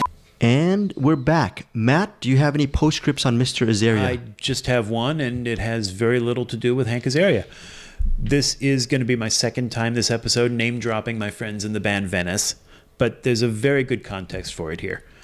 In the interview, Hank Azaria talked about the Simpsons episode where Aerosmith guest starred, and it was fun for me to hear him talk about that because in that very episode, my friend Kip Lennon, who is one of the singers in the band Venice, sang the song Flaming Moe's. If you remember the episode, the song was in the style of the theme from Cheers. Greg, you, of course, do not remember the episode because you have never seen The Simpsons. I remember it not vividly. Oh, good. Kip actually sang a bunch of songs on The Simpsons. Oh, cool. Most famously, he sang Happy Birthday, Lisa in a Michael Jackson impression while Michael Jackson stood next to him watching him do it. Kip has some good stories, but anyway, I digress. Next interview. That is a good digression, Matt. I like that. Yeah, VeniceTheBand.com. Check them out. Yeah. Diane Wiest is our next interview, playing Louise Keeley. Greg, I know you're a huge Woody Allen fan, so... Oh, wait, me? I'm a huge Woody Allen fan. Wait. I thought I recall coming to your domicile. Is that how you say it? Domicile? To watch Husbands and Wives? And domicile? Domicile? No, that's not a word. House? You made that up. I made that up. I remember years ago, Matt Levitz, going to your house to watch Husbands and Wives and Crimes and Misdemeanors and all that stuff. And maybe even... those weren't movies, though. We were just watching Husbands and Wives doing Crimes and Misdemeanors. Without looking at IMDb, okay, Greg, just off the top of your head. Right. What are the 5 Woody Allen films that Diane Wiest was in? She was in Shut Up, Shut Up, Shut Up. Okay, that's not a movie. That's a little joke that you'll find out. You'll find out, listeners, when you listen to the Wiest interview. Shut up, shut up, shut up. That's not to you, to us. Okay. Wait, we should probably explain that though. There's a moment in this interview that you're about to listen to where Ron Brewington said you have that famous line in Bullets Over Broadway where you said shut up, shut up, shut up. And that was not her line at all. Yeah, it was. Please shut up, No, right? Her No? line was "Don't speak." So Ron was a little bit off. A little bit off. And We then love it. And then I made fun of him for it. But you'll hear it. You'll hear that. it. You'll hear it. No, the 5 movies. I'm thinking. You know what? I probably don't know. I'm thinking Hannah and Her Sisters. Yep. I'm thinking Bullets Over Broadway. Obviously, I can't count the Birdcage. Okay. That was not a Woody I Allen know, film. that was the Woody Allen film. 3 more. 3 more. Ooh. Those are the only. Did I say Bullets Over Broadway and Hannah and Her Sisters already? You did. Those are the 2. Those are the 2. Those are the only ones I off the top that I can remember. Can you name the other 3? I can. Purple Rose of Cairo. Oh, I would never have gotten that. Radio Days. I would never have gotten that. September. Oh. Do you remember? You know, The Mia 24th Farrow. day So of September? you know what's weird is she hasn't worked with Woody Allen since. That is true. I wonder why. I don't know. You know, she earned 2 Academy Awards for Best Supporting Actress and do you know which ones? Of those 5, which are the 2 that Bullets Over Broadway. Yep. And that's it. Hannah and Her Sisters. Hannah and Her Sisters. Oh, of course, Hannah and Her Sisters. Yeah. Yep. Yeah. But yeah, she hasn't worked with them again since those 5. Well, not to spoil anything. We'll get to the postscript, I guess, maybe I'll spoil it. She has a really funny line in the interview, which you're going to listen to, is when she talks about how important Woody Allen was to her life. There would never be a resurgence, not to even mention a surgence. So I thought that was really funny that when she said that. She's very. Spoiler alert. So we're spoiling so many things. Matt, do you have anything else to spoil? Well, do we want to talk about any other part of her career? I mean, do you remember any other? I mean, the Law and Order stuff. She was a lot of the things that she's done. If you notice, listeners, a lot of the reasons why that she hasn't.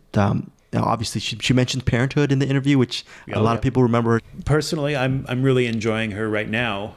I mean, maybe I'm dating this episode, but I don't know when you listen. If you listen to this 20 years from now, the show's probably not on the air anymore. But right now, in what year is it? 2019. 2019. She is on the sitcom Life in Pieces, which is a very funny show. I'm enjoying it. So if you've never seen it, seek out old episodes on whatever streaming site is popular in the future. It's a cute show, and she's very funny in it. Okay, Life in Pieces. Yep. I just have one more thing I need to say in setup. At one point in the interview, she's going to tell a cute story about her 8-year-old daughter. That would be Emily, who was born in 1987. Her other daughter, Lily, was born in 1991. Both of them are adopted, and they're currently, at the time that we're taping this podcast, they're around 30, give or take a couple of years. Not quite the precocious 8-year-old that she's talking about anymore. Diane, who has never been married, raised the 2 girls herself. And I can tell you from experience, single parenting is a lot of work. So much respect for that. Oh, very cool. So unless you've got anything else, Greg? I have nothing else. All right, respect to you for being a dad, a single dad, right? Good job on that. Thank you. You work really hard, and I'm patterning myself after Diane Wiest. I tell myself every morning, what would Diane Wiest do in this situation? And then that leads me to the correct response. That is a very correct response. That sounded sarcastic for me, folks. That's the truth. Matt is a very good dad, a horrible podcast partner. But let's go right into Diane Wiest for The Birdcage. I love that. Well, at least you didn't say tell us about Gone with the Wind. Yeah. Talk about working with Woody Allen compared to working with Mike Nichols. Well, in my experience with Woody Allen, I have never ruined other people's takes. And in my experience with Mike Nichols, I ruined a number of them. But then so did Mike, with the laughter. So I think because Woody has to wear 3 hats, director, writer, and actor, it's pretty serious. Very concentrated on his set. And it's very serious and very concentrated on Mike's set also, but the chemistry of this group of people, Robin and Nathan, like Burns and Allen, and Nichols and May, I mean, what can you do? You've got to ruin some takes with laughter. Could I have a Coke? Working with Gene? Heaven. I worship him. He actually took advantage of me because I just yes, of course. No, in a very a professional way. He I guess he knew that I was just I just worship him. And so, you know the scene where he escapes out the bedroom window and he's on the ladder, and then all of a sudden he does this press conference on the ladder. And I'm not in the scene, I'm not at the window, I'm completely off camera. And I have nothing to say and don't reappear. And so they told me I could go home, and I said, great, great. And then Gene came up to me and he said, Diane, I really need you to stay for the stuff on the ladder. And I said, okay, sure, whatever you need. Sure, Gene, sure. And I thought about that, and I said, God, he's such an actor, he must really feel the presence of the other actor, even when they're not on camera, when they're off camera, and he's not even talking to them, not even relating to them, he must. And so they told me again I could go home, and I said, no, I have to stay, and Gene asked me to stay. And I was sitting here, gotcha. And he'd made a big joke out of my adoration of his abilities. I think he's remarkable. So how'd Did you get him back? Yeah. Revenge? Did you push him off the ladder? No, I didn't get him back, actually, did I? You know what? We're losing the sound because of this. Sorry. No, Tried to sorry, wait until the story was over. You were doing Sorry. well. We appreciate that. Thanks. Diane, even when he was in drag, what did you think? He's a very vulnerable woman. Very, very vulnerable woman. He didn't do anything, he just stayed Senator Keeley with his makeup and his dress and his corset and his Mary Jane is about size 30. And his big blue eyes open. There was this vulnerable woman that nobody would dance with, He was adorable. We've often heard actors say that it's all on the page, or it starts on the page, and I think of that wonderful scene when your character and Gene's character and Callista's character are first discovering that she's about to get married, and the timing in that is incredible. Well, I'm sorry. The scene when you find out that the daughter is engaged to get married. She announces her engagement, and when she comes home at the very beginning. At the very beginning, and the timing in that is incredible. Is it? And I wonder if does that jump off you at the page, or is it not until you actually read the lines together with the other actors? Yeah. It's all so interdependent on the people you're working with. I mean, it can be on the page, but to try and get to the page, get to the great stuff she's written, you're absolutely dependent on who you're working with. So how does the rehearsal process make that come out? I'm not a great rehearsal person. I never have, with film, I never have enjoyed it. And Mike does like rehearsal. So I can't remember the last time I rehearsed for a movie, actually. Woody never rehearses. So I was feeling awkward. I didn't know anybody yet, and I look on that as the only sort of out of a rainbow spectrum of just the sweetest experience of my career, really. This film was as the only uneasy moment. I'm not great at rehearsal. I sort of just need to do it, But I'm in a minority with this group, at least. In Bullets Over Broadway, you had the line, shut up, shut up, shut up, shut up. Don't speak, And- don't and- speak, don't speak, speak, don't don't speak, speak, don't speak, don't speak. What is in this film is the line that you're going to take home with you? I don't think there is one, is there? I don't think there is one. Well, Ron, shut up. But you did. But speaking of taking home, you did take home an Oscar after that, and we have the Oscar nominations this week. Oh, yeah. Does the glow linger? I mean, is it something? Can you still remember? yeah, I mean, I get to go back, and as my 8-year-old says, I said, I have to go back and present. And she says, Mommy, you have to give back the Academy Reward? And she calls it the Academy Reward. I said, no, I don't have to give it back, but I have to give somebody a new one. She says, you get to keep the Academy Reward? Yes. It's wonderful, it's wonderful. Is it a reward? It is, I thought about that, and I thought, golly, that's it's a sweet slip, She views it as a reward for having done good work, In some way, I wonder, is it almost a relief not to have to think and Oh, worry about yes. Oh, yes. Except you've still got the dress problem, which is deadly. I think they should give everybody an Oscar for just picking out clothes. Ugh. But no, I have none of the tension. Except, of course, speaking in front of, 12 million people. It makes you a little tense, but none of the hard stuff. Well, they say like 1 billion people. If that helps. Oh well. Once you get above 1,000, it's all the same to me. You're working on something now called The Associate? Right, with Whoopi, right. Talk a bit about that. Well, it's about a black woman who breaks through the glass ceiling on Wall Street in a quite a unique way.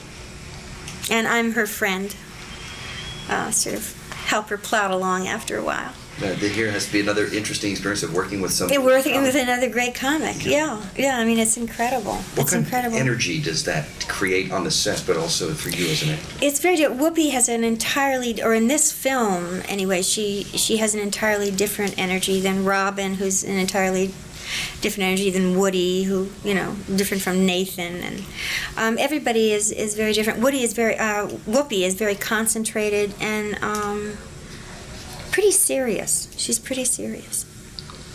Did you feel in this work anyway? I wouldn't know if she was like that on all films, but she is in this one. I'm sorry. Did you feel pretty helpless when you have mascara coming down and Robin's there and you just cannot stop and I can do this. I have an Academy Award. I can hold together. I mean, was it It was humiliating that you ruined the take. Yes, yeah. I remember at one point I ruined the take. I think Robin ruined the take. Mike ruined the take. At the dinner table scene, the hard-boiled egg stuff. And he's saying, "Oh, better to live in Miami Beach, get buried in South Beach." He's caught in a lie about his parents.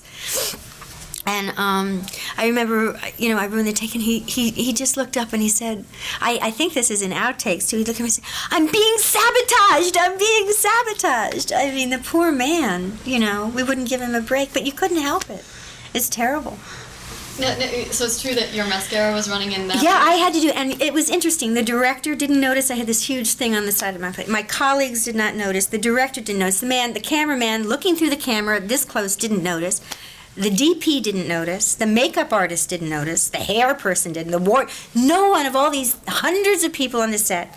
And then we all go to dailies, and I turn my head, and there's this huge glob of makeup on my face because they were all laughing as hard as I was, so nobody noticed. So don't just blame me. It's okay. It's not your fault. We'll make sure. We'll get that out. They were all culprits too. But that's gotta be crazy trying to, you've got kind of a different kinds of actors, from a Gene Hackman to a Robin Williams, and you are kind of in the middle of it all. You're dealing with both of them. That's gotta be hard to have, deal with each of them. No, it was silk off a spool. Really, it was just such a perfect group of people. It was effortless. It's really, in a way, the easiest thing I've ever done. Because the casting is so superlative, and it's sort of in a way nobody had to do anything. I mean, it's the situation that these people enter. Poor Mrs. Keeley would never in a million years suspect that she was talking to Mrs. Coleman and that Mrs. Coleman was a man. It wouldn't even blip through her mind. So the circumstances just make for this hilarity. Political wives used to be quite invisible, but of course... no more. No more. And did you have any role models in mind? Or? No, not with this one, because, she's certainly an old-fashioned political wife, not, modern day at all. And, I had the feeling she was brought up a certain way in Washington, with, maybe a senator for a father, I don't know. She just, without a pause, went into her marriage the same thing and has never been out of this. She's an innocent abroad in Miami Beach. Oh, and yet, when she came up with that thing about the white wedding and being an African, that's political savvy, sure. Yeah. She reads Time and Newsweek. Yes. No, there's a political savvy. She's not a dumb woman, but an innocent. But had input. Oh yeah. Oh, I think she's helped her husband through. Yeah. She's a political animal. So what happens when a lovely 8-year-old says, "I want to see your latest film"? And, I was telling somebody earlier, Emily came home when she was about 6. She came home and she walked in the door and she's singing, "When you're walking up the hill and you feel something spill, diarrhea, diarrhea."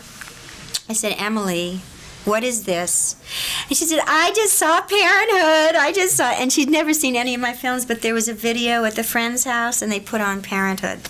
So she sang that song for 6 months, humiliated me in front of all the families. And she's asked to see this. First of all, it's difficult because I 8 and 4, and what you do to one, then, there's repercussions with the other, although I could say to my 4-year-old, you're really not old enough. But I sort of say to her, they're not movies for kids, They're not movies for kids, because I think they're all rated around PG-13 or up, so.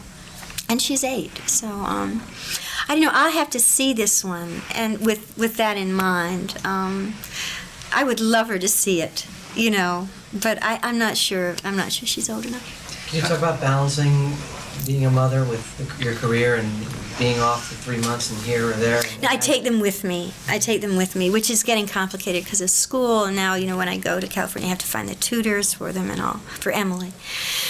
My oldest one, so it gets complicated, but I always take them with me, so that sort of solves leaving them. But I'm doing The Associate, and one of the reasons I'm doing it is because it's shot in New York. It's shooting in New York. I didn't have to uproot my family. How does that impact the roles that you choose, though? Do you find being a parent? I mean, they really have to be substantially interesting with wonderful people, or I have to be willing to take in laundry to make money. It depends on, if I need money, then I sort of have to do it. But if I don't, I'm extremely, I say where and how long is the question. That's from the work aspect. What about from the content? Do you find being a parent has changed? Yes, I actually did turn down something that I think is probably going to be a wonderful film, but something that I would not have wanted my children to associate with me at all. Although I'll be the first in the theater to see it and admire it, I couldn't do it because I have 2 young daughters. It's a perspective that I guess before you have the kids, you don't think about that. No, not at all. Not at all. I mean, unless you're worried about your parents, but not many people are. But no, not at all. You've worked with Woody Allen 4 times? 5 times. 5 times. Mm-hmm. Are you in the new one? No, he hasn't called me. Yet. He hasn't called me. I don't know where he is. John Travolta's been quoted saying that he credits Quentin Tarantino with sort of, his sort of resurgence and his being rediscovered. Do you feel that way about Woody to a certain extent? In that, I mean, obviously you're a talented actress, but I mean, his films are the ones you were nominated for and won the Academy Award for. Somebody said, I really can't remember how the question went, but it's sort of, I'll sum it up by saying, without him, nothing. Nothing. Never mind the resurgence, no surgeons. What is it that you get out of acting? Fun. It's a lot of fun. It's very rewarding. And it's been a wonderful educator to look at the world through all these different people's perspectives. It's a wonderful educator. And what do you learn about yourself? And that I have a long way to go in tolerance. I'd like to be a lot more tolerant than I am, and not judgmental. Well, this movie certainly is about tolerance. It is. It's one of the great things about it. It really does. I mean, you walk out of there going, I can't believe, you want these 2 families to change, and they don't right. understand. I mean, is that something that's important to you when you take a role, that people walk out of there saying, it's a dividend. I mean, you'd hope for something like that in everything you do. Actually, I have done a lot of films that I feel at the bottom. I'm thinking now of Edward Scissorhands. That's about tolerance, too. Last question, anybody? 15 minutes. Was there something about Mike Nichols? I mean, can you compare what you thought, your feelings about Mike Nichols before you did this film, and something that might have changed? I didn't. I mean, I'd met Mike over the years and greatly admired him, and now I just want to work with him forever. I just want to do this movie forever. That's all. It's just the sweetest time of my career. I could squeeze in one more about working with Mike Nichols. He's so visual. Each of his scenes seems so beautifully constructed, and you want to almost linger on them. How does that work in terms of acting? Do you find you have to be in a specific place to make that visual work, or does he let you have the freedom to make it your own? He lets you have, really full artistic license, but he's got impeccable taste. I would never quibble with him if he said something wasn't working. I think he's right. He's an incredibly intelligent man. I mean, what a mind! What a mind! You talk about the Oscars and certainly how Woody feels about awards like that. I mean, to become part of that whole that whole environment. There must have been films that you thought should have been nominated, people should have won, who haven't won, films that maybe won, that maybe should, every possible combination. So how do you feel about the awards and actors giving awards to other actors and sort of that whole... There's always, as you come time to choose, I'm just thinking, these performances this year, and I'll talk about the men so that I don't... actually, maybe I shouldn't talk about the men. I should talk about the women because I'm presenting Best Supporting. But, picking, what entered my mind was picking Sean Penn or Nick Gage. Who wants to do that? These brilliant, once-in-a-lifetime pieces of work. Who wants to say one is better than the other? And how can you? How can you? It's very, very difficult. But I guess there's some element of fun in it, which is what we all do. I mean, it's a horse race, right? We all do it. Thank you, everybody. Thanks a lot now. Bye-bye. Bye. Okay, folks, we're back from the Diane Wiest interview. Matt, you have a couple things to say about Wiest or possibly... Well, there isn't too much to say here. It was all pretty self-explanatory. I did see on the internet that a couple of years ago she was having financial trouble, and she was looking at maybe losing her New York house. Oh, wow. I guess she hadn't worked in a little while, but hopefully now that she's got this steady TV job on Life in Pieces, that problem has resolved itself. I have always liked her, and I've enjoyed her performances, as I'm sure you have too, Greg. So, wishing her the best. Yeah, to your point, there's another interview that we're going to be covering down the road where one of the actors, where I researched one of the actresses, she was talking about how a lot of people assume that if you're an actor and actress and you string a bunch of movies or TV shows together, that you're just in perpetuity. Just rolling in money. You're just rolling in money for the rest of your life, which is far from the truth. Yeah. When you're up and coming, the jobs don't pay that well, and then you have these long gaps in between. So yeah, a lot of them are in apartments struggling to make rent. Just because they're names, just because you recognize them when you see them, doesn't mean they're rich. Yeah.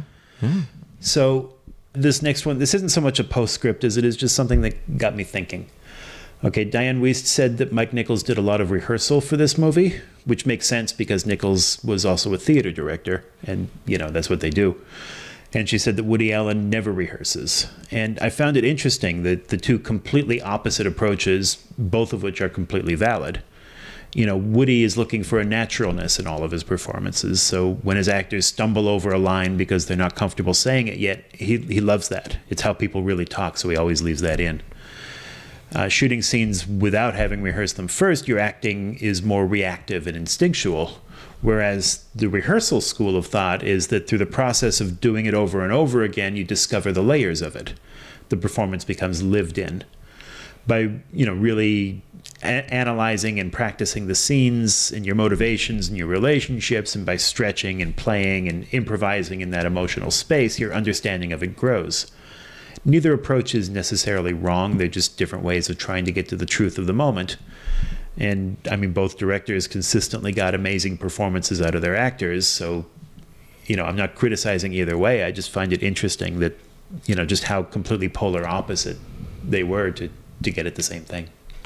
So that brings us actually to Mike Nichols. He's our next interview. He was, of course, a major director of both stage and screen. So I will tackle the theater stuff. Greg, why don't you talk about some of his top film credits? He did the Birdcage. Yep. End of story. There we go. I mean, he did one movie. He did one movie. I'm thinking I actually interviewed him, if I recall, and I wish. Well, so did I, and we're about to hear it. No. I interviewed him for Primary Colors, and Okay. that has nothing to do with the comedy. The Bill Clinton riff. The Bill Clinton riff, obviously. John Travolta. You know what's funny? You're talking about you'll tackle the theater stuff, and I'll tackle the comedy stuff. Or the film. The film stuff. Well, obviously, he's basically known for his first film. It's probably one of my all-time favorite films. The 1966 film "Who's Afraid of Virginia Woolf," which features Three Little Pigs, right? Right. Elizabeth Taylor's one of her shining moments. And the following year after that, he directs Dustin Hoffman in The Graduate. Yep. And Classic Bancroft. film. Classic film. Has probably, in my opinion, one of the best endings in cinema. The church. The church, but when we close out, which has been imitated so many times, so many sitcoms.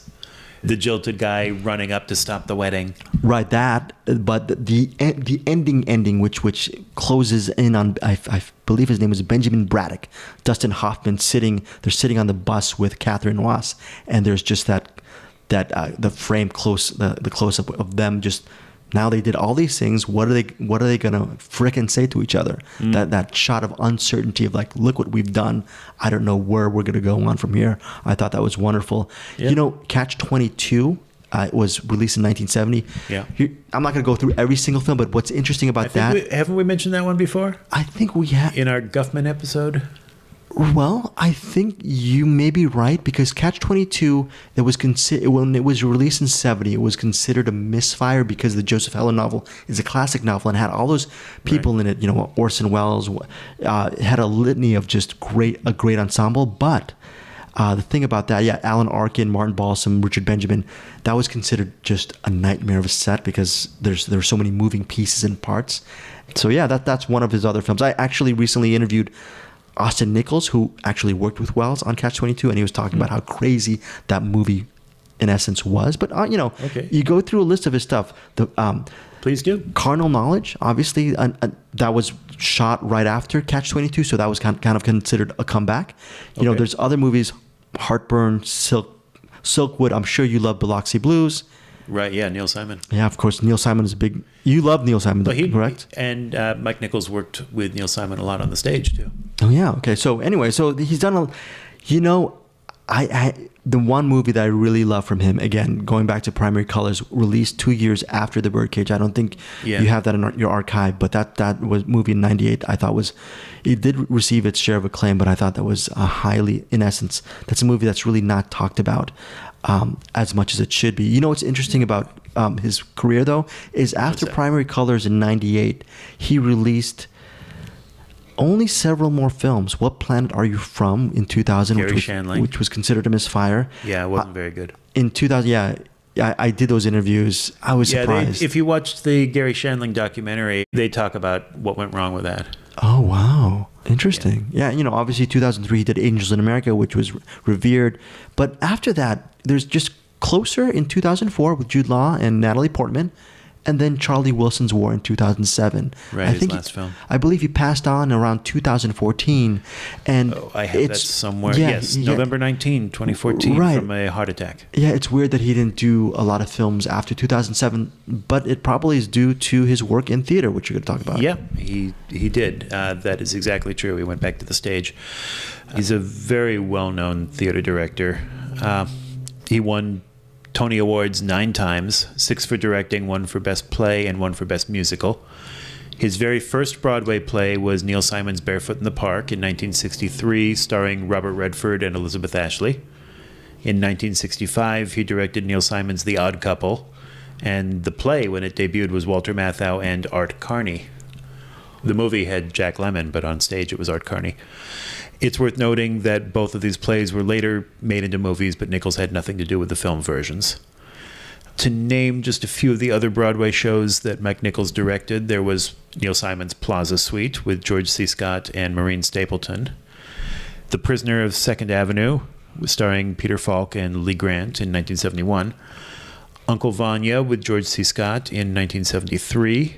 The Gin Game with Hume Cronin and Jessica Tandy in 1977. There was Hurly-Burly in 1984, and Greg, check out this cast.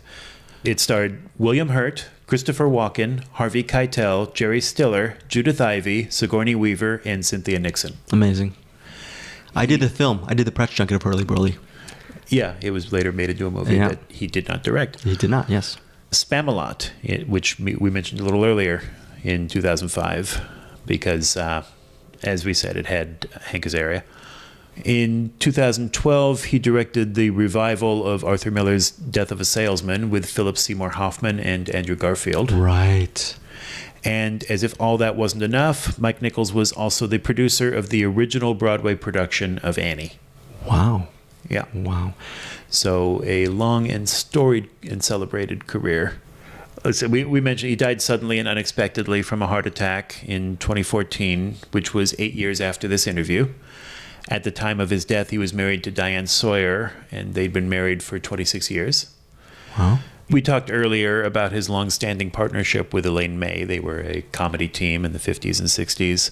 When they decided to do the Birdcage together, they hadn't worked as a team for a number of years.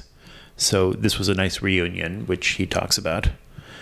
You are going to hear that he had a beverage in front of him filled with ice, and every time he picks it up, the ice clinking around in there gets very loud. And at the beginning, it obscures a little bit of what he's saying, but what's cool is he realizes it, and he makes a comment about, oh, right, this is for broadcast. And then after that, he only picks up the glass when someone is asking a question. So this guy was a pro. 30 plus years of doing press junkets definitely makes you savvy.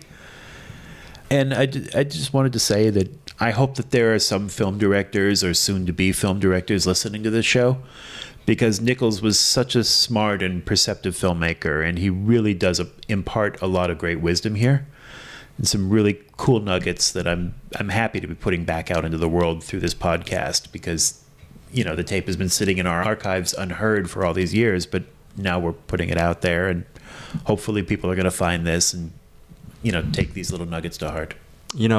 Specifically, storytellers, filmmakers, listeners out there, if you really need, this is not spoiling the interview too much, but towards the latter part of the interview, he plainly talks about how he developed his directing style, and it's about a 2.5 to 3 minute just conversation about how he developed it, watching the play, I believe, The Matchmaker, and how he watched it several times, and then he grew and he realized what a director's style was all about. I definitely suggest, just listen to the entire interview, because as Matt was saying, he's such an insightful storyteller and filmmaker, but also he's the kind of guy that you can just listen just because of his cadence, his delivery, and his insight, and his knowledge, and like you were saying, his wisdom. We could listen to Mike Nichols for hours on end. Oh, he's a great storyteller. He's a great filmic storyteller, but also, he grew up doing stand-up comedy. Yeah. So he's used to engaging an audience with his words. He knows the beats. He does. So why don't we get right to it then? Yes, here is Mike Nichols. 15 years ago to come to fruition on that. Mm-hmm. Can you tell us about how it came about and why doing it now? And well, when I first loved it, and Elaine loved the French movie, we thought it's the only time we've ever thought we'd like to do something in the area of a remake, because we wanted to do it in America, which is a purpose. It's not just a remake. We thought it was a story that could happen here. And at that time, I spoke to Marcello Denon, who was the producer of the French film. And there was no way to clear the rights. It was infinitely complicated between Europe and here and the people who had made the movie. Anyway, it couldn't be done. And then, ironically, I was to direct the musical, the Broadway musical, and I'd started work on it with Tommy Tune, who was choreographing and I was directing. And then I had the good fortune to be fired by Alan Carr, as he then was. If I hadn't had that good luck, I wouldn't have wanted to make the movie, I can tell. So this year, Marcello Denon, who's a wonderful man, that called up and said, "Are you still interested?" And I checked with Elaine. I said, "Yes, we're very interested." And he was able to clear the rights, and we did it. We haven't laughed so much in so long. I'm very glad. This is an awful thing to say. I love it too. That almost never happens, but it was like a perfect experience. I tell you something, Elaine and I don't want to say how many years ago, let's just say at the turn of the century, when we were performers and we were after college in something called the Compass, which was the forerunner of Second City, and we did the Compass in Chicago for some years as part of a group, and then we moved to St. Louis and we did the Compass in St. Louis, and that time we were sharing a room, and the rest of the company hung out in our room all the time. We couldn't get them out, and I said, "What is it with them?" to Elaine. I said, "Why are they always in our room?" And she said, "I think they like being around people who love each other." And this movie had a little bit of that to it, and the experience of it was there was something so joyous about Elaine and me being together again, and what one of us thought of, when one of us didn't think of, the other did. We were there together. And Robin is such an amazingly generous and kind person. The way in which he took care of Nathan and everybody else, his generosity, joined that, and it was a great experience. There was none of us who didn't love it as much as anything we'd ever done. We hear you had to be moved. Pardon? We hear you had to be moved out of the actual set. Oh, they moved me further and further away from the set because I ruined take after take with raucous laughter, and I ended up sometimes several stages away with a couple of handkerchiefs in my mouth so that I wouldn't, watching the monitor and with earphones, but I had to be kept finally. They had to muffle me and put things over me so that I could be quiet. I hate to go into technology, but you have such a wonderful visual sense, and that opening scene, that helicopter shot that takes us into the nightclub. What a marvelous piece of work. I'm so pleased to hear that. It took a long time for anybody to notice that, and I kept thinking, we went through all that, and everybody said, "Oh, I see. Okay, well, the helicopter's gone into the nightclub. All right." And now everybody asks about it, and I must say I'm pleased because I pride myself. I like that shot. I mean, one of the enjoyable things. You thought it was a helicopter, but when it came close to the building, the palm trees didn't move. Right, nothing moved. Continued right on it. How did you do that? That's my secret. It was a very small helicopter. No, we worked too hard. I'm not going to give it away, but I am very pleased with it, and it's the final gag on opening shots. It's what I've always wanted to do the reverse, that at the end of the picture, you pull away from the lead characters, and then there's sort of a crashing, rending sound as the camera goes through the roof, and then pulls back from the building and the city and the earth, which I think I might do on the next time it's appropriate. Robin gave him an amazingly restrained performance. How did you control him, and what did you do to allow him to let off the steam that he built in? Well, that was a collaboration. I wanted Robin to be the relatively still center of the picture, and he wanted it too. He wanted a new experience. And the reason I wanted it, and I wanted him for that part from the very beginning, is that I wanted a character that was suppressed and had an occasional scream of hysteria torn from him, and I knew that was a great thing for Robin to do. I knew what a good actor he is, and I wanted a chance to see it. And I also knew that he would be funny anytime he or I wanted, because it's Robin.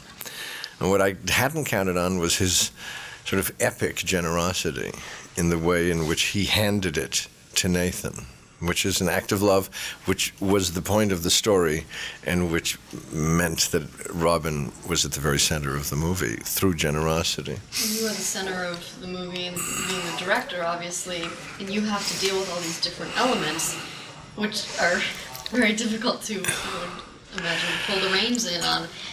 Well, it's not difficult. It's like having, it's much easier to drive a Ferrari, than I don't know what, I don't want to insult any car make, than anything else. The point is that they're all so good. And the big secret of movies, and maybe the rest of things, is that the best are the easiest. That's the joke. The difficult ones aren't as good or as easy.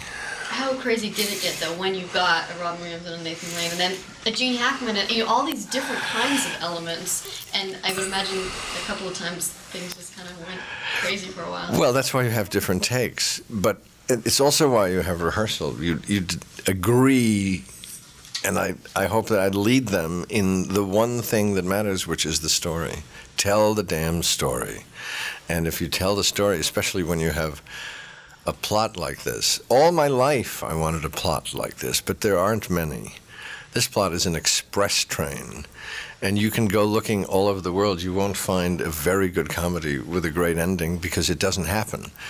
When Neil Simon and I did The Odd Couple, which I think is and was a great comedy, I can't tell you the end of it, and he won't be able to tell you the end of it, because we had 50 endings. We were looking so hard, because ending a comedy is just about as hard as it gets.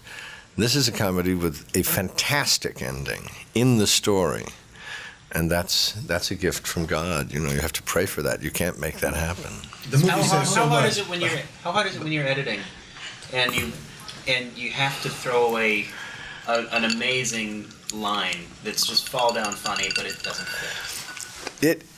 Usually, you're happy to have the thing that moves it, and is therefore by definition the best thing for the moment. There has been a little bit of heartbreak. Nathan did something insanely funny in one take, which is he came in as Mrs. Goldman, and it was really Mrs. Goldman. I'm sorry to be late, but the traffic was unbelievable. And he did that until they said, Coleman. He said, oh. And it was hilarious, but I couldn't keep it, because who would do that? His job was to do the best Mrs. Coleman he possibly could. And that was painful when we had finished laughing. But by and large, the best was the thing that served the story best. What was your concern about the working fact with that you know that this movie covers a very controversial area, gays? What kind of reaction you think you're going to get? What concerns did you have about that? It's no different from any other character. You're true. You try to be true to who the people are. Excuse me, I forgot I was in the air. See, I think the secret of this movie is that it's not about gays or straight. It's not about left or right. It's about family. The whole thing is a metaphor for family. And that's why what we recognize, it's our own family. It's not a big deal. And I think that people out in the middle who maybe don't know many gay people, that I think it's taking them into another country, and that in another country you learn the same thing you always learn, which is that people are the same. You enter the new country, and after a while you say, oh, look at this. They're like us. And that's one of the pleasures of taking people to any new country.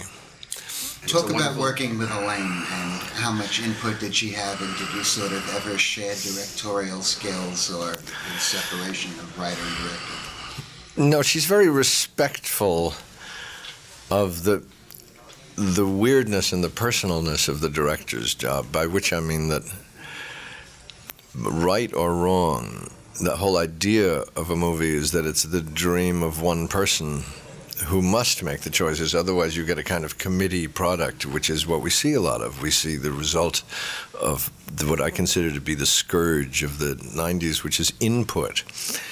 Input is what kills movies, because studio people live in a perpetual meeting. If you call a studio person, there's two possibilities. One is in a meeting he can be gotten out of, and the other is that he's in a meeting he can't be gotten out of. They're always in meetings. And what they do in the meetings is they form consensus, which is the enemy of art, and they, worst of all, they form opinions. And they think that opinions are work. And of course, opinions are the enemy of the work of a movie. So it does have to be the rhythms and the choices of one person, but they are endlessly affected by the people he's working with. As a follow-up, did MGM give you complete freedom on this project? Absolutely complete freedom. I have complete freedom on a picture, luckily, because I'm so old and because I always had it. It's not whether you have if you have the final cut, you have the final cut. It's to what extent they come and nibble at you with this moronic consensus that they arrive at in their meetings. And the point is that you can forget why you're there. What happens is that people come out of those meetings and they want the characters to be correct. And the worst thing they want is they want them to be correct in the beginning. Then you can't tell a story. You can't have Lady Macbeth if she's correct to start with. Lady Macbeth is not a good person. There's just no way around it. And it's her not being a good person that causes the story to happen. But if the people come out of their meeting saying, that she's not a modern woman, that she should be responsible for herself and she should consider herself equal to the men and so forth. You can't tell that story. So that if you are free of their input, you're a lot better off.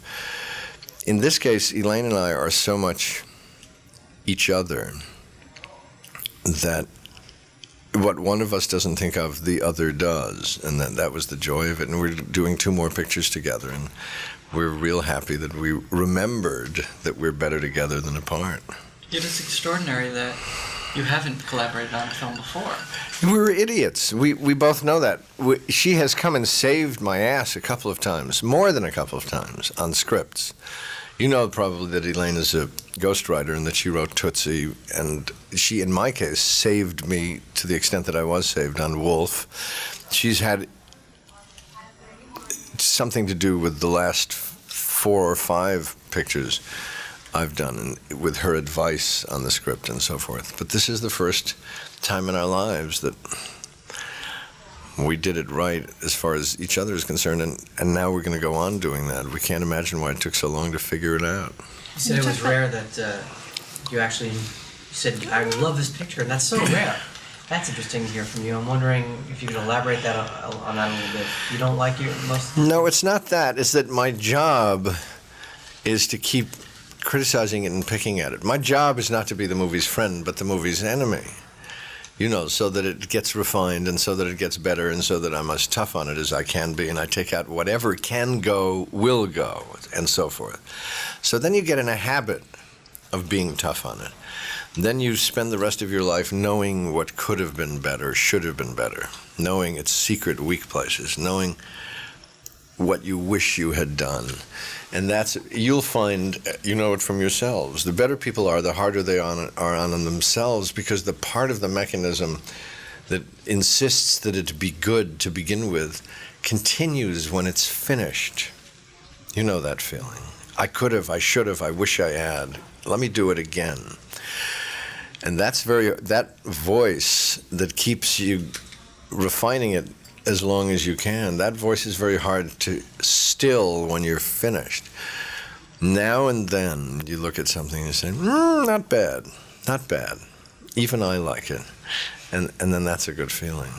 You talked about the other country aspect of the story. How important was it having somebody who's so familiar to the American public and so well liked by the American public as Robin as a tour guide? Very important, because we all trust Robin, and for good reason, you know. We trust him because of his work in the past, because he is trustworthy, because Robin never disappoints you, and we really trust him, I think, because in the end, that's what I think genius is some kind of large and extraordinary nature. People always talk about the magic of the camera. What is it? What is it? What is it that makes somebody great? I think in the end, it's a remarkable nature. I think that's what we see and feel. I think there are occasional strange exceptions, because movies are so much about what shape you are as well as your nature. But by and large, somebody like Jack Nicholson is also, it's a proof that if you have an enormous nature, and if you are basically very generous, like Robin, that's what it's about. So yes, Robin was very helpful because all over the world, people know they can trust Robin, and they're right. What gives you more satisfaction, working on a drama like Virginia Woolf, which is considered one of the most powerful films of our time, or a comedy like this, which has been so well received and is just... Well, you know, they're not so different. What gives you satisfaction is to sit in the dark and be having some kind of dialogue with the audience, and that the audience is in effect saying, yes, yes, me too. I know that man. I am that man. And a laugh is a great way of saying, yes, yes, me too. But so is emotion, and so is certain kinds of silence in a theater, so are tears. It's really all about, do we all sit there in the dark together and say, this is us, this is part of us? And I don't find that so different. I've always had trouble distinguishing between serious and funny, because I think anything great is both. I mean, if you look at a great actor, invariably they can do comedy and they're funny. I mean, you look at Brando and there it was right away. People laughed uncontrollably at On the Waterfront because an audience doesn't gasp when they see something new, they laugh. And it isn't so different. A shock, a small shock, the surprise of something true, mostly causes people to laugh. And that's just a way of saying, yeah, me too. Speaking of which, Gene Hackman in drag was something nobody has seen before. That's definitely true. Can you talk about that, getting the look right, how you felt about the scenes? Well, Gene, as you probably know, Gene started out as a comic. We all did. He was an improvisational comic, as was Elaine and I, as was Robin, as was Maggie Smith, as was Emma Thompson. You know, it's a good way to start because it tells you a lot about what an audience wants. You know, you stand in front of an audience in the theater in cabaret, and in effect, silently the audience is saying, so, why have you called us together? And you learn a lot about what some valid answers to that are by being a comic. Gene is a very funny guy. And Roy Helland, who did all the drag makeup, is a brilliant makeup man who happens to be also a drag queen. So he was truly the expert on making men look like women. And I think Gene is about as far as you can stretch the problem. And Roy was brilliantly inventive about that. And Gene had a good time and took the pictures home to his wife, who didn't believe it and so forth. It was fun. Most people in America, I think, would obviously think that Robin Williams would play the screaming drag queen character. And the choice to make him sort of the straight man of the couple, was that all your choice, and why exactly? Was that important to what you were saying to her question as his being the tour guide? I wanted Robin, in the first place, Robin has done it. He's done drag, and he did it very well, although he wasn't memorably lovely. I wanted him to do something new for him and for us. What I wanted most from Robin was a sort of suppressed exterior with an occasional scream of hysteria issuing from that and then being controlled again, because I knew that the slips would be the funniest they ever could be with Robin doing them. I also knew that he's a wonderful actor, and I wanted that, and I got that. And that's what he wanted. He wanted to do something new and to stretch and to go into a new place himself. And we always knew that from the beginning, that would be his part. Reading between the lines, there's a certain ugly undercurrent in the whole Bob Dole series of events. Can you talk about that? We never thought of it that way. We thought of it as feeling equally humorous about the left and the right. You know, I think the movie loves the Keeleys as much as it loves the Goldmans. I think that's the point. And Bob Dole is no funnier and no worse than heroes of the left, you know, who are hilarious to me too. You know, it doesn't, I don't think the movie itself has any politics. I don't think we've chosen any position over any other position just because you can't, you know. Funny is funny. The nice thing about laughs is that they're utterly democratic. You can't laugh at one aspect of things and not the other. Then you're not being true to the god of comedy. And I never thought of, I mean, Bob Dole is, the Bob Dole jokes are, in my view and all our view, exactly the same as the jokes about the Goldmans, or rather Armands, left positions. Albert is the most right-wing person in the whole movie, and that's Elaine's insight, and I think it's one of the funniest things, that Albert and the senator have the same politics. That was Elaine's stroke, and I think it was a great one. This may sound like a political question, I apologize for that, but how far are you from Michael Igor Peshchovsky, and what does, having gone through what you did in the early years of your life, changed your perspective, or what perspective, rather, has that helped you bring to your work? Well, no, it's just a perfectly reasonable question. It's my father, who changed our name. I didn't change our name. I always want to make that clear, because he was a doctor, and he said by the time he'd spelled his name, the patient was in the hospital. So he chose Nichols from his patronymic. His father's name was Nicholas, and he was Nikolaevich, and then he changed his name to Nichols. I am that person. And I think that what happens is that the refugee ear is very sharp, the ear for the new place.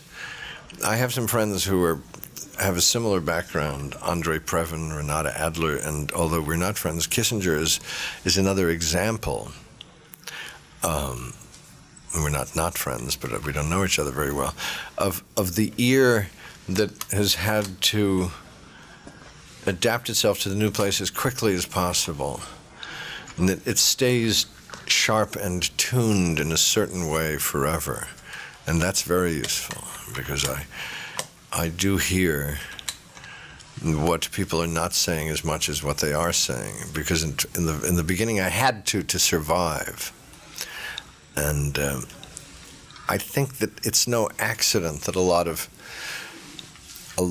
people who made certain kinds of movies, that's true of them, Billy Wilder and Willie Wyler and on. It's not necessary, but the ear is necessary, and being a refugee to a new place develops that ear. How would you characterize your style, if you could? I'm sure you could go on for hours, but God forbid. Crystallize. How would you characterize your directing style? On the screen and maybe possibly off? I would say that my style is defined in each case by the events and by the story. I learned early on, while I was still in college, looking at a great production of a play called The Matchmaker by a great stage director of the time called Tyrone Guthrie. And The Matchmaker is what eventually became Hello Dolly, but it was infinitely richer and more wonderful. And I looked at it, it was in Chicago where I was in college touring, and I kept going back to see it. And about the third time I thought, oh, I see. I know what finding the style is now. It is beginning something in a way so that the things that happen later can really happen in front of the audience, not just be faked or described. And finding the style for something is almost the most important job a director has. It's why beginnings are the hardest and most interesting and most important. You spend far more time on the beginning than anything else, because it's the beginning that says, this is what we're going to tell you. One, we know what we're doing, don't worry. And two, this is what we're going to be telling you. And here's the first thing that happens, and here's the next thing that happens, and then what? And what happened after that?